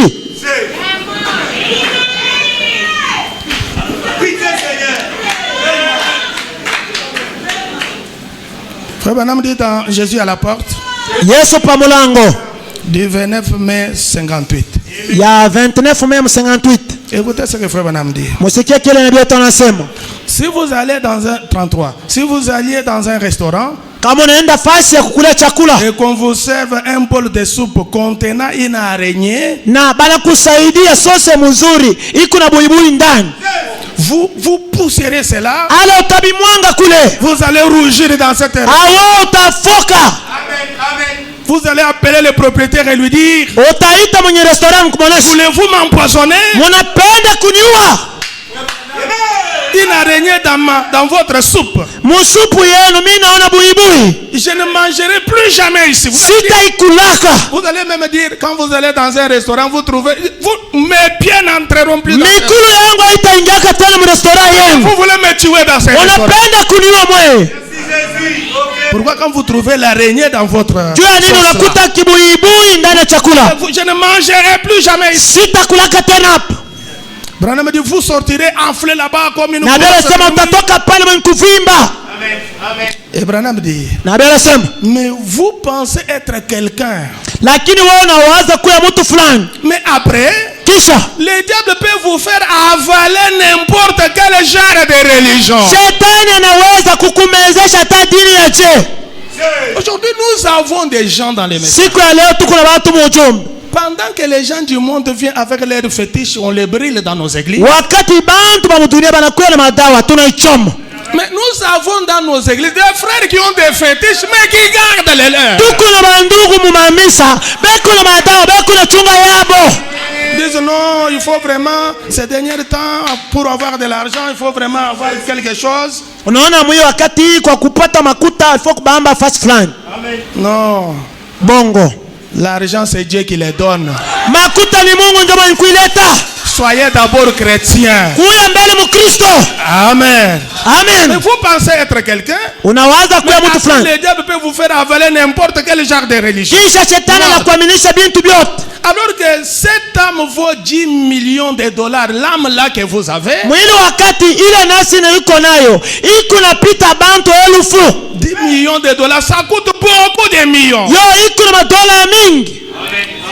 Il dit, vous recevez cela, que vous de toute façon, Munaipokea ile mnamna qui yote. êtes-vous? Uko nani? D'où venez-vous? Unatoka wapi? Où allez-vous? Unaenda wapi? Est-ce que vous comprenez cela? Munasikia? Chacun doit se poser toutes ces questions. Kila mtu anapasha jiulize. je viens d'où? Natokea wapi? Pourquoi Dieu m'a envoyé ici? Jua nini Mungu ananituma? Dans quel but je suis? Ni mshaba gani niko hapa? Pour quelle raison Dieu m'a envoyé dans Kwa sababu gani Mungu ananituma hapa? Coronavirus a emporté les gens, mais pourquoi? Coronavirus iliyo bantu. Jua nini Mungu des ananituma? accidents qui ont emporté la vie des hommes. Kuko bama ajali iliyo Quel bantu. but Dieu m'a placé Ni ici? mshaba gani Mungu ananiacha hapa? Laissez-moi vous dire ce matin, Mwache nionyeshe. le but pour lequel Dieu vous a placé dans ce monde, Ile kifukuzio Mungu ananiacha hapa dunia. c'est pour croire Dieu et le servir. Ni kumwamini Mungu na kumtumikia. Amen. Amen. Comme vous êtes en train de construire ce temple ici, Mungu anajenga maskani. Dieu va vous garder longtemps en vie Mungu atamichunga sana mu maisha et vous donnera des moyens na kumipa makuta et la volonté pour donner cela pour la construction de sa maison. na ili mapenzi kwa ajili mulete kazi iende mbele. Frère Branham disait aux croyants du Branham Tabernacle, Na bila alikuwa anaonyesha baaminifu hapa na maskani. il dit le Seigneur vous a gardé longtemps en vie Bwana ananichunga masiku parce mingi mu que maisha. vous avez contribué à l'avancement du royaume de Kwa Dieu. sababu mulichangisha kusudi kazi ya Vous Mungu iende avez mbele. construit cet bel édifice. Mulijenga maskani mzuri. Il faut être utile dans le royaume de Dieu. Mufalme ya Mungu mnapasha kuwa Soyez lazima. utile pour votre église. Mkuwe lazima kwa ajili ya kanisa Soyez lenu. utile pour votre pasteur. Mkuwe lazima kwa mchungaji wenu. Soyez utile là où vous êtes. Mkuwe lazima pale muko. Parce que c'est dans un but que Dieu vous a placé. Kwa maana ni mshaba fulani Mungu anamiweka. Amen. Amen. Il dit tous les poètes et tous les autres. Bengine na bapoet Il dit nous n'avons aucun livre hatuna hata kitabu en dehors de la Bible nje ya Biblia qui nous le dit. ikunatuonesha. Elle vous dit qui vous êtes, la Bible. Biblia inakuonesha wako nani, D'où vous venez, unatokea wapi, ce que vous êtes kile uko leo et où vous allez. na ukunaenda wapi. C'est le miroir de Dieu. Ni kalashi ya Mungu. Amen. Amen. Cette Bible, c'est le miroir de Dieu. Biblia ni kalashi ya Mungu. Vous devriez regarder dedans. Unapasha kuangalia ndani. Amen. Amen. Vous devez regarder dedans. Unapasha kuangalia ndani De temps en temps. kila wakati. Disons ensemble de temps en temps. Kila wakati. On doit nous regarder chaque jour, même dans les sacs de maman ici, si vous regardez, il y en a qui ont des petits miroirs. Beko na tuma miroir beko na tembea nato. Tuko ndani. Il va toujours sortir pour Kaloko tu et mettre dans anarudisha hako.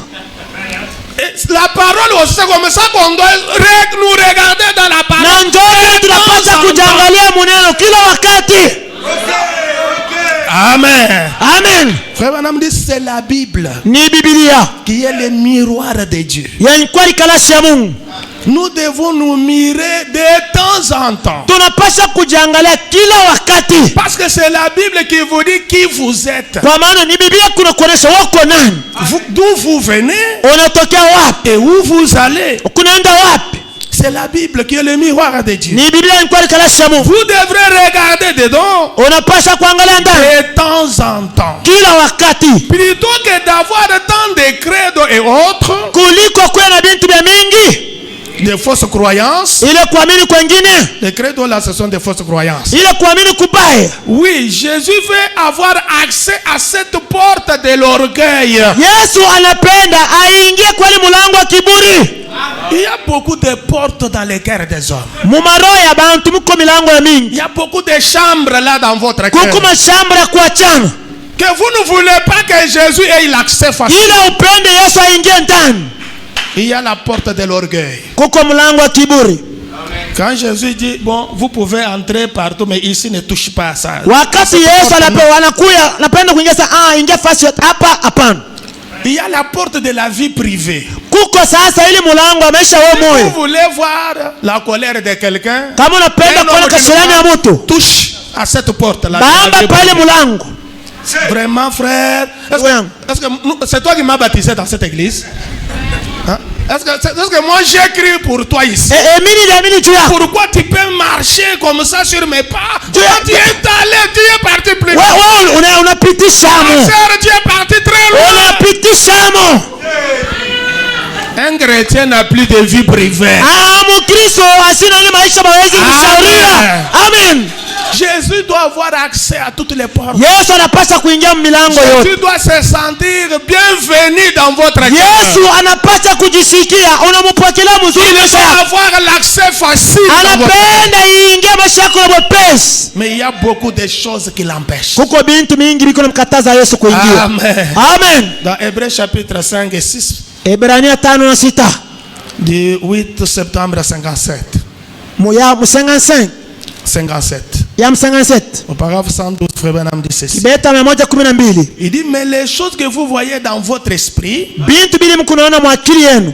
c'est que la parole vous aide à voir même des choses qui sont dans votre esprit. Neni kuna tusaidia kuona bintu biko ndani mwakili yetu. Voilà pourquoi on peut vous dire, est-ce que frère tu vas dire, moi je ne vois pas. Alors que vous regardez, c'est qu'il y a une autre vision qui dépasse les yeux naturels. Kuko kuona kwengine kuna pita macho kimwili. On te dit, moi je ne vois rien, frère. Sione kitu. C'est que tu veux dire que moi je ne comprends pas la chose. Maana yake ni kusema unasema sielewi kile unasema. Mais les choses que vous voyez dans votre esprit, Bintu mkunaona maroho yenu par la parole, kupitia neno la Mungu. la parole est le miroir de Dieu. Neno ya Mungu njoli kalashi ya Mungu. La parole c'est quoi? Neno ya Mungu ni nini? C'est la parole qui est le miroir de Dieu. Ni neno njoli kwa kalashi ya Mungu. Qui reflète ce qui est, ce que vous êtes. Ikunaonesha kile uko kweli. Branham dit Alléluia. Hallelujah. Branham dit oh là là. Oh là là. C'est elle qui vous l'a dit. C'est la parole qui vous dit. Ni neno njoli kinakuonesha kile uko. Branham dit ceci est le seul livre au monde Iki ni kitabu tu kimoja mdunia mzima. qui vous dit d'où vous venez, Iko na kuonesha unatokea wapi. qui vous êtes, Uko nani leo? où vous allez. Unaenda wapi? Branham dit montrez-moi une page de littérature, Wewe unionesheko page moja ya kusoma tu. n'importe où, Hata wapi? de tout ce que nous avons comme documentation. Ubile vyote tuko navyo kama vitabu. Et tous les restes, Na vingine. tous les bons livres qui ont été écrits, Vitabu vizuri vyote viliandikwa. rien de tout cela ne peut vous le dire. Hakuna hata kitabu kimoja kubizuri vyote vitakuonesha unatoka wapi unaenda wapi. Qu'est-ce que Frère Branham veut vous dire ici? Na bila penda tuoneshe On nini? va prendre les livres de géographie, l'histoire, Oh, kitabu ya geographie, anatomie, toutes ces sciences-là, les livres de droit. Yote. Ces livres-là ne vous diront pas qui vous êtes, d'où vous Ile êtes, vitabu haitakuonesha unatoka wapi, uko wapi na kunaenda wapi. Est-ce que vous comprenez cela? Munasikia? Le seul livre, c'est cette Bible. Kitabu kimoja kitakuonesha ni Biblia. Ça, c'est le livre des chrétiens. Hii ni kitabu wa Kristo.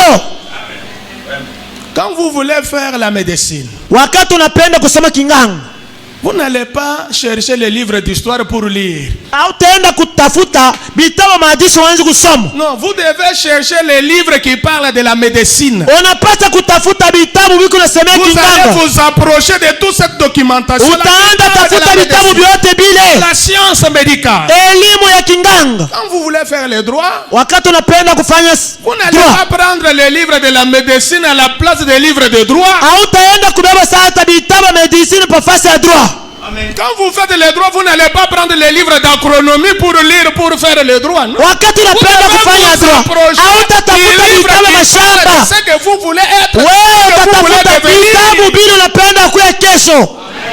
Et le seul livre pour les chrétiens, Na c'est kitabu la kimoja cha Bible. Kristo ni Biblia. Si vous voulez vous approcher de Dieu, Kama unapenda kumkaribia Mungu, connaître qui est Dieu, kujua Mungu ni comment nani, il a marché avec des gens, namna gani tembea na vous bantu, identifier aux personnes, kujitambulisha na bantu mu marcher Biblia, dans la volonté de Dieu. kutenda mapenzi ya Mungu. Approchez-vous de ces livres. Karibia kitabu Biblia. Branham dit lisez la Bible chaque jour. Na Biblia inasema musome Biblia kila siku. Je n'entends pas les amen. Hein? Ninaona maamina inashuka. Lisez la Bible chaque jour. Musome Biblia kila siku. Ça, c'est le livre des chrétiens. Hii ni kitabu cha Kristo. Mais il y a des chrétiens qui n'ont pas de Bible. Mungu wa Kristo wana Biblia. Qui ont leur Bible qui lèvent. Bengwa na Biblia mupandishe mikono. Hein? Okay. Vous voyez les gens qui ont des Bibles. Munaona bantu analeta Qui Biblia. n'ont pas de Bible, mais ceux qui n'ont Bon. pas de Bible, c'est Tukuye tu wazi. Benye bana Biblia mikono wazi. Pasteur, vous voyez les gens qui n'ont pas de Pastor unaona? Bible. Vous êtes déjà chassés de l'église. Wewe muko bantu bakuandama mumisa. Comment vous pouvez connaître Dieu? Vous approchez de Dieu sans la Bible. Muko nakuya mbele ya Mungu bila Biblia mnaocheka. Moi, j'ai dit à mon église qu'un jour, je vais vous chasser de l'église. Siku moja nitamianda. J'ai dit qu'ils n'ont pas de Bible. Nana sina Biblia. Toka, twende. D'abord chercher. Ale, rudia kwako. Un chrétien doit avoir sa Bible. Mon Christ avait honte de vous promener avec la Bible. Vous vous identifiez comme chrétien. Vous avez honte d'être identifié comme chrétien.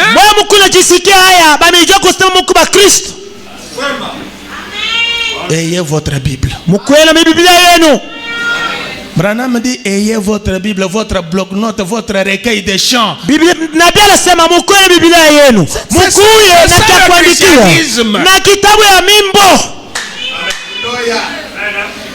Des chrétiens qui viennent à l'église avec des agendas. Dans vos agendas, il y a toujours les noms de ceux qui ont vos dettes de 1000 francs. Quand vous ouvrez, ça vous donne toujours des inquiétudes et des soucis. C'est dans la maison de Dieu. Mais le seul livre qui vous encourage, qui vous donne la foi, c'est la Bible.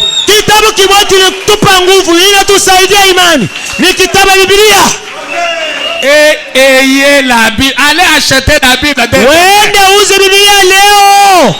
Achetez la Bible. Je vous ai dit pour faire la médecine, achetez des livres qui parlent. Si vous voulez être un médecin, vous voulez faire le droit, trouvez des livres qui parlent du droit. Vous voulez un agronome, un ingénieur, cherchez la documentation. Frère Branham dit, on lui a posé la question. Je suis ici juste pour vous aider. Nous sommes là pour nous entraider. Frère Branham, on lui a posé comment un homme peut-il entrer dans les profondeurs de l'amour et de la connaissance de Dieu? De l'amour de Dieu. Branham dit c'est en lisant la parole et en priant. Maintenant, quelle parole vous lisez? Vous n'avez pas la Bible. Les brochures, vous ne lisez pas. Le message là, vous n'entendez pas. Vous êtes quel type de chrétien? Vous voulez ressembler à qui? Dans le miroir de Dieu. Chrétien sans Bible. Il n'a pas de brochure chez lui qu'il lit. Vous êtes toujours avec des petits écouteurs dans vos oreilles. Vous entendez des chantres pentecôtistes qui chantent des choses qui ne cadrent même pas avec la parole.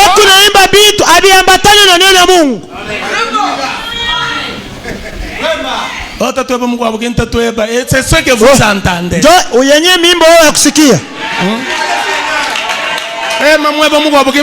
Est-ce que c'est ça le message?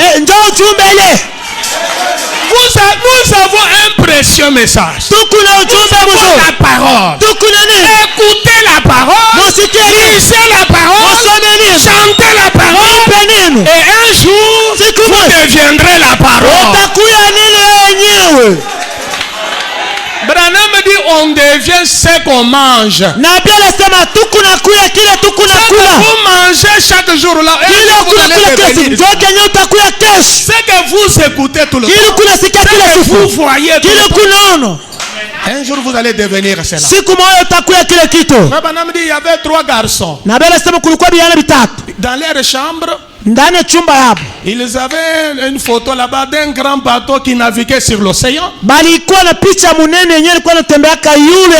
y avait un bateau là-bas qui naviguait sur l'océan. Chaque jour quand ils dormaient, ils avaient toujours les rêves. C'est que leurs pensées tout le temps étaient affichées sur les on n'a pas compris. Tous ces 3 garçons sont devenus des marins. Ils sont devenus des conducteurs de bateau. C'est qu'ils nous voyaient constamment. C'est pourquoi Frère Branham dit placer des choses justes devant vos enfants. Placer des choses justes et correctes devant vos enfants. Et qu'ils voient constamment. Un jour, c'est la chose qui va refléter les vie. J'aime vous entendre dire Amen. Frère Branham continue, il dit, Nabii anaendelea kusema, bientôt je vais arrêter. Il dit ceci. anasema hivi, Il dit c'est la Bible. ni Biblia. Ceci est le miroir de Dieu. C'est Hii ndio likalashi ya Mungu qui montre ce qu'il est et ce que vous êtes. ile kunaonyesha kile uko La na Bible kile ya Mungu wako. ça montre qui est Dieu et ce que vous êtes. Biblia inaonyesha Mungu ni nani na wako nani. Et entre les deux, Na katikati ya mawili se trouve un fil de sang. sasa kuko ile sasa fasi ya kutembeleamo, Il y a une petite file de sang. muko kankamba kadamu Voilà. Qui vous fait voir ce que vous pouvez être. ile kuna Alléluia. kuonesha kesho unaweza kuya nani. Nous voulons être des vrais croyants de cette parole. Tunapenda kuya waaminifu wa kweli ba neno. Et si vous voulez faire le choix, Kama unapenda kuchakula nous y voilà. yo ile pale. Amen. Amen. Frère Branham dit quelque chose ici. Nabii anasema kitu kimoya, Je tends déjà vers la fin. niko naenda kumwisho. Je voudrais que chacun de nous puisse vraiment se regarder dans le miroir. Napenda kila mtu ajiangalie mlikalashi, Que vous puissiez découvrir réellement qui vous êtes. ujiangalie na kutambua wako nani. Pourquoi nous venons à l'église? Jua nini tunakuwa kumisa? C'est pour voir nos côtés faibles. Ni kwa ajili ya kuangalia mangambo yetu ile tuko nashindwa, Découvrir nos failles. kwa ajili ya kuangalia kushindwa kwetu Et nous amender sur place. Essayer de nous corriger sur na place. kujinyorosha pale pale. On répare le véhicule là où il est tombé en panne. Banatengenezaka kinga mpaka pale na harabika. Il ne faut pas prendre des choses de dire non, je vais faire. Non, Oh, nitafanyaka. on va arranger. Non. Oh, Mettez-vous en règle. Alléluia. We ujiweke mutaratibu wa neno ya Mungu. Amen. Amen. Ne mettez pas, ne projetez pas ce que vous Hapana pouvez faire aujourd'hui. kubeba maisha kutengeneza leo unatupa kesho. Frère Branham dit, Bien Jésus sûr. nous a donné l'exemple. Yesu alituletea mfano. Je suis dans la prédication, l'identification. Utambulizi Du 23 janvier 63. ya le 23 janvier 1963. Frère Branham parle d'un petit garçon. Nabii alisema juu ya kijana moja. Il dit ce petit garçon, Ule kijana il ne s'était jamais vu dans un miroir. alikuwa bado maisha yake kujionaka mulikalashi. Il vivait dans la campagne, dans le village. Alikuwa anaishi kuma mikini kupori. Il dit, mais un jour il est allé au centre-ville Siku moja alienda mtown chez sa tante. kwa shangazi yake, Et là-bas, il y avait toute une porte en miroir en vitre. na kule kulikuwa mlango tu mmoja baisha kuweka nilikalashi. Quand il entre, vous allez vous mirer là. Vous Wakati voyez. unaingia tu mara wewe mwenyewe unajiona vile huko. Frère Branham dit, quand ce petit garçon est entré, Nabii alisema wakati ule mtoto aliingia, il s'est arrêté un peu. anasimama mbele, Il a vu aussi un autre garçon. anaona mkiana mwingine anasimama, Il a un peu regardé en arrière. anaangalia nyuma, pembeni hakuna mtu. Il a dit, est-ce que c'est moi? Ni mie nani? Il a fait la main comme ça. Anafanya Il a mkono vu aussi un autre enfant. na ule mtoto mule ndani anafanya mpaka vile, Branham dit, il a souri un peu. Il na a dit, ule l'autre sourire akacheka, un na ule peu. akacheka ndani. Et l'enfant a crié, Mtoto kalalamika, Maman, c'est moi. ni mie. Et frère Branham dit ceci. Nabii alisema C'est la même chose que nous devons ni faire. kitu kimoja tunapasha Quand fanya. vous vous regardez dans la parole, Wakati unajiangalia munene, vous identifiez dans la parole. unajitambulisha, Vous voyez qui vous êtes dans la parole. unaona wako nani munene, Vous allez crier, bali utasema oh Dieu, c'est moi. oh, Mungu ni mie. Haleluya, Vous allez vous voir dans la parole. utajiona munene. Frère Branham dit, Nabii anasema quelque temps après, wakati fulani au paragraphe 38, il a regardé, aliangalia, il a traversé la porte. akatambuka mlango, La porte était fermée. mlango Il kufunga. était arrivé. Alifika Dans le miroir de son côté, il a vu un petit garçon. akaangalia likalashi kungambo yake, akaona Il s'est kakiana, avancé vers ce petit garçon akaenda kwele ukiana pour lier des amitiés avec lui. kusudi bakuye barafiki. Quand il s'est mis à regarder dans ce miroir, Wakati anaanza jiangalia il mulikalashi, s'est approché tout près. akakaribia mbele ya Il likalashi, s'est retourné et il a dit, akageuka na kusema eh bien, maman, c'est moi. mama ni mie. Branham dit, Na wewe sema, et c'est là que nous voulons regarder ce soir. na njoo pale tunapenda kuangalia leo asubuhi. Je veux me regarder moi-même. Mimi mwenyewe nitajiangalia, Ma soeur, il faut te regarder. jiangalia muneno. Ne venez pas dans la parole pour imiter cette soeur-là. Vous Hapana savez kuya pas qui muneno elle kwa ajili ya est. kufuatanisha dada fulani. N'imitez pas ce frère-là. Usifuatilishe ile Vous ndugu. ne savez pas qui il est. Haujui yeye ni nani. Dans l'église, nous ne devons pas nous imiter les uns les autres. Mkristo mukanisa tupase kuifuatana pamoja Nous kwa avons wengine. l'unique modèle. Tuko na mfano C'est mmoja. Jésus-Christ. Ni Yesu Kristo. Neno. Na Biblia inasema, je termine par cette citation, mais je Niko voudrais na que vous shana compreniez andiko. bien ce que je dis. Napenda msikie mzuri. Parmi tous les apôtres du Seigneur, Na Biblia inasema katikati wa mitume wote wa Yesu, aucun disciple ne savait pas qui était Judas Iscariote. akukuya hata mtume mmoja alikuwa anajua Yuda Iskarioti ni nani. Pierre ne savait pas qui était Judas. Petero sikuwa anamjua Yuda ni nani. Pierre ne savait pas qui était Andrea sikumjua Yuda ni nani. Dieu ne savait pas qui était. Mathayo sikumjua Yuda ni nani. Jésus seul Yesu yeye mmoja connaissait son homme là. alikuwa anajua mtu wake Yuda. Jésus était le miroir de Dieu. Yesu alikuwa ni Il kilasha Mungu. savait que Judas, lui, Alijua huyu Yuda c'est un traître. ni mtu wa roho mbili. C'est lui qui va me trahir. Ndio mwenyewe atanikosea. Et Judas, frère Branham dit, Na nabii anasema le diable a été baptisé quand Judas Iscariote a été baptisé. Shetani alibatizwa wakati Yuda alibatizwa. C'est dans étroite la porte, allez vérifier. Ni mumulango mwembamba. Branham dit, Nabii anasema parce que vous allez dire, moi je suis baptisé pasteur. utasema oh mimi nabatizwa pita mai. Le diable Na shetani a été baptisé bali mubatiza quand Judas Iscariote a été wakati baptisé. Yuda Iskarioti alibatizwa. Il dit, le diable Shetani est allé prêcher la parole alienda ubiri neno quand Judas Iscariote est allé prêcher la wakati parole. Yuda alienda ubiri. Judas Iscariote, Yuda Iskarioti Branham dit, il jouait, son travail, il jouait dans l'église. nabii anasema kazi yake alikuwa anacheza mkanisa. Il volait l'argent de l'église. Alikuwa anaiba makuta ya Mungu.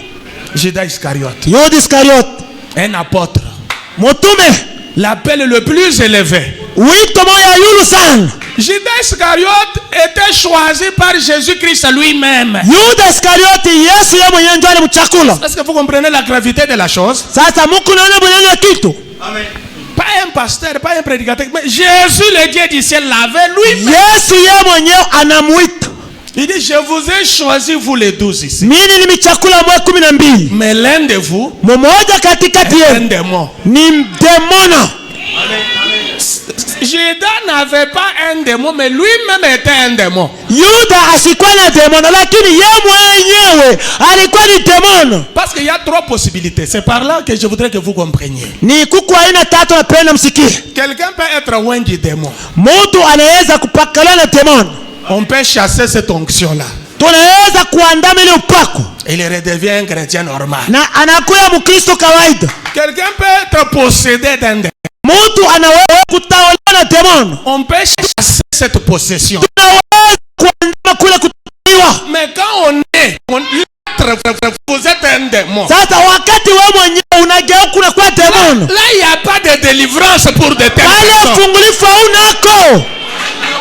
C'est toi-même qui es un démon, ma Wewe soeur. mwenyewe ndio demona. C'est toi-même qui es un démon, mon frère. Wewe mwenyewe ko demona ndugu.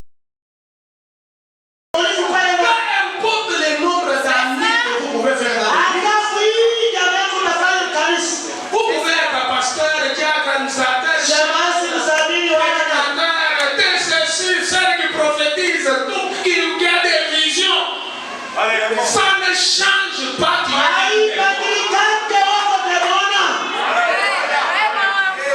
Nous avons des gens comme ça. Le diable est allé prêcher la parole quand Judas est allé prêcher. Nous avons des prédicateurs qui sont des démons.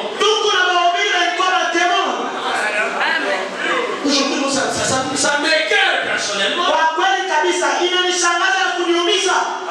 Des prédicateurs qui approchent des filles dans l'église, qui se prostituent avec les femmes, qui sont derrière les chipots des femmes, cherchent pas au juste. Ce sont des démons incarnés.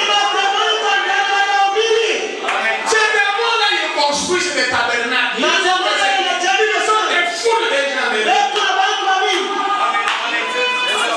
Et la finalité, c'est où? L'enfer. Jésus va retourner à l'enfer d'où il était venu.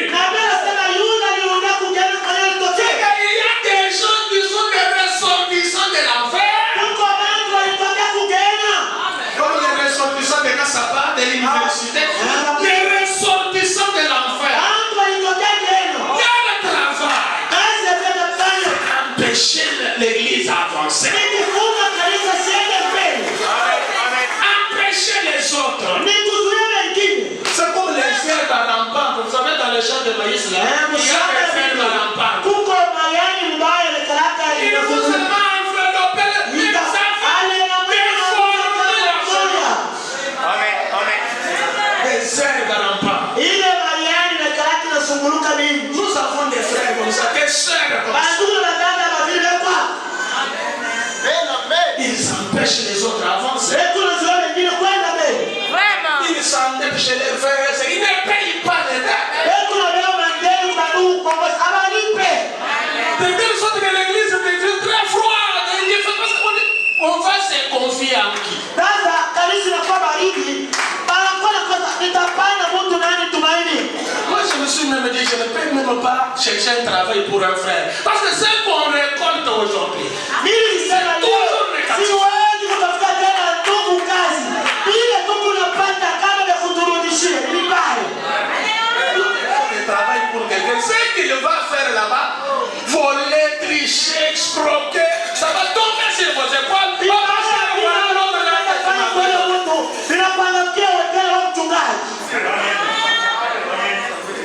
J'ai vu des pasteurs qui ont sioué, qui ont même fui parce qu'ils sont allés se présenter à la banque pour s'endetter au nom de tes frères là ou de tes frères. Maintenant, le monsieur, un escroc, il disparaît. La banque commence à filer le pasteur. Sasa banki inaanza kufuata mchungaji nipa ndeni. Yuda Iskarioti. Lui-même était un mort. Yeye mwenyewe alikuwa ni Jésus Yesu. dit, je vous ai choisi, vous les. Yesu anasema mimi Mais l'un de vous est mmoja katikati yenu nitamwona. un démon ne peut pas être délivré, Demoni hawezi kukombolewa. mais un démon peut être chassé. Demoni anaweza kufukuza. Pourquoi on les chasse dans les églises? Kwa maana tuko kama Des mlisha. gens insupportables. Bantu baya bavumiliwe. Les chasser de quelque chose. Ale fukuzwa. Maintenant, Dieu regarde tout dans la parole. Na wewe sema C'est là tujangalie. que nous voulons regarder ce soir. Ndio kile tunapenda Je kujangalia. vais me regarder moi-même. Mimi mwenyewe nitajangalia. J'aimerais que vous vous regardiez vous-même. Na wewe inapenda kujangalia Au mwenyewe. fur et à mesure que nous regardons dans le grand miroir de Dieu, Zaidi vile tuko tunajangalia mikalasha Mungu. dans sa parole, Maneno yake. et que soyons à mesure de nous identifier Na tufikie mkiwango wa kujitambulisha. à une personne dont nous allons parler. Kwa ule mtu ambaye tutaongea naye. Une des personnes d'autrefois. Na bantu wa zamani. J'aimerais me voir moi-même dans le miroir de Dieu. Napenda kujiona mimi mwenyewe mikalasha. Parce qu'il y a quelque chose qui peut vous montrer là où vous vous tenez. Kama kuko kitu kitakuonyesha penye unasimama. C'est ce livre. Ni hiki kitabu ni nini? Amen. Amen. C'est ce livre. Ni hiki kitabu. Il n'y a aucun livre qui lui soit comparable. Hakuna kitabu ya kufanana na Biblia. Car il est entièrement la vérité. Kwa sababu Biblia yote ni kweli.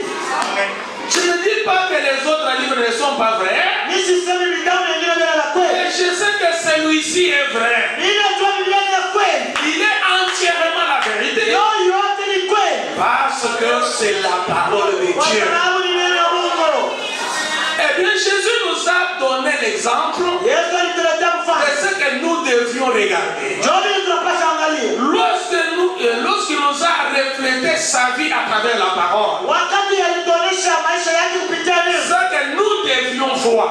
Ni vile tunapaswa kuona. Lorsque nous regardons dans les miroirs de Dieu, Wakati tunaangalia mkalasha nous Mungu. devrions nous voir Tunapaswa nous-mêmes kujiona sisi yenyewe. identifiés à lui. Bali kufanana na Yesu. Voilà un parfait exemple. Muone mfano kamilifu. Amen. Amen. Le parfait exemple, c'est Jésus-Christ. Mfano kamilifu ni Yesu Kristo. Vous pouvez imiter ce frère-là. Vous ne savez pas qui il est. Peut-être c'est un démon. Unaweza kumfadhilisha ndugu yako aujue ni demoni. Tu imites cette sœur-là, une sorcière. Unataka kumfadhilisha yule dada ni mulozi. Il a déjà envoûté son mari. Elle répond son mari comme elle veut. Alishamroka bwana yake hakuna mjibu mpaka vile anapenda. Maintenant, toi, tu vas imiter. Sasa wewe unapenda Toi kumfadhilisha. qui n'as pas la sorcellerie, tu vas imiter pour répondre comme ça à ton mari. Wewe una mulozi utaanza kumfadhilisha mjibu wanacho na kilango vile. Un jour, tu vas. Non, les femmes de Dieu n'ont pas de place dans la parole. Bana mtu akiburi kumsaidia Mungu wala nafasi. Amen. Parfois, chasse pas les femmes. Il y a des conditions pour vous mettre dehors. Il y a des choses quand vous franchissez ces limites. Vous êtes dehors.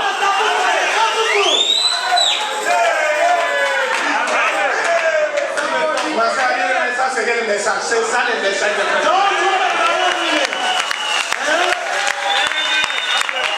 Il y a des lignes infranchissables.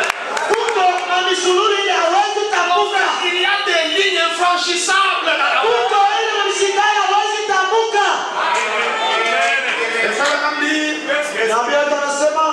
Et c'est par là que je termine. Nous découvrons à fur et à mesure que nous avançons tout au long de la vie que notre caractère façonne notre image.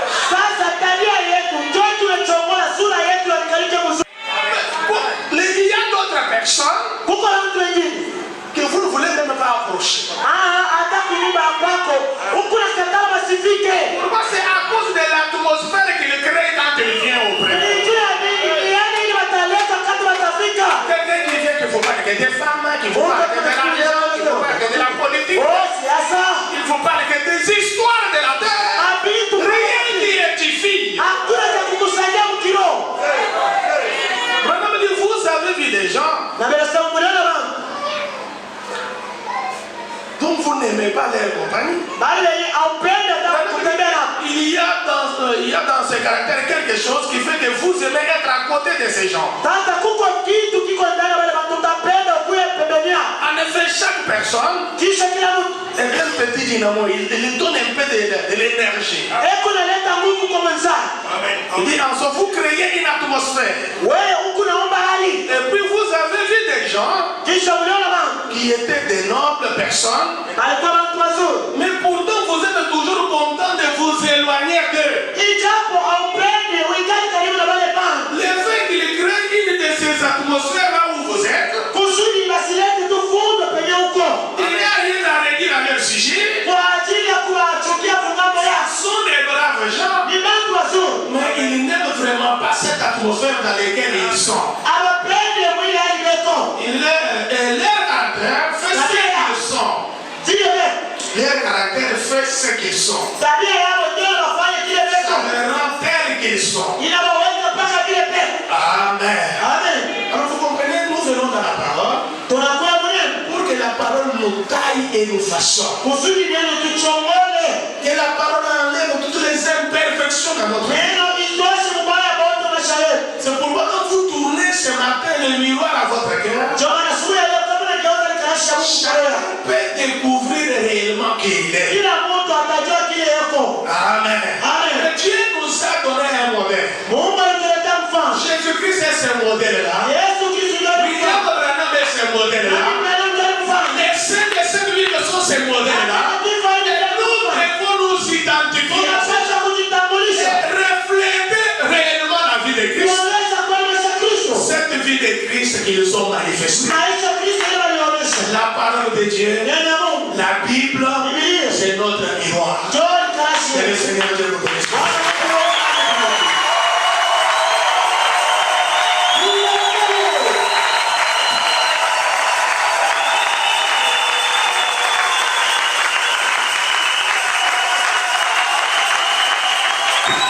Acclamez pour le Seigneur Jésus-Christ. Acclamez très fort pour la parole de Dieu.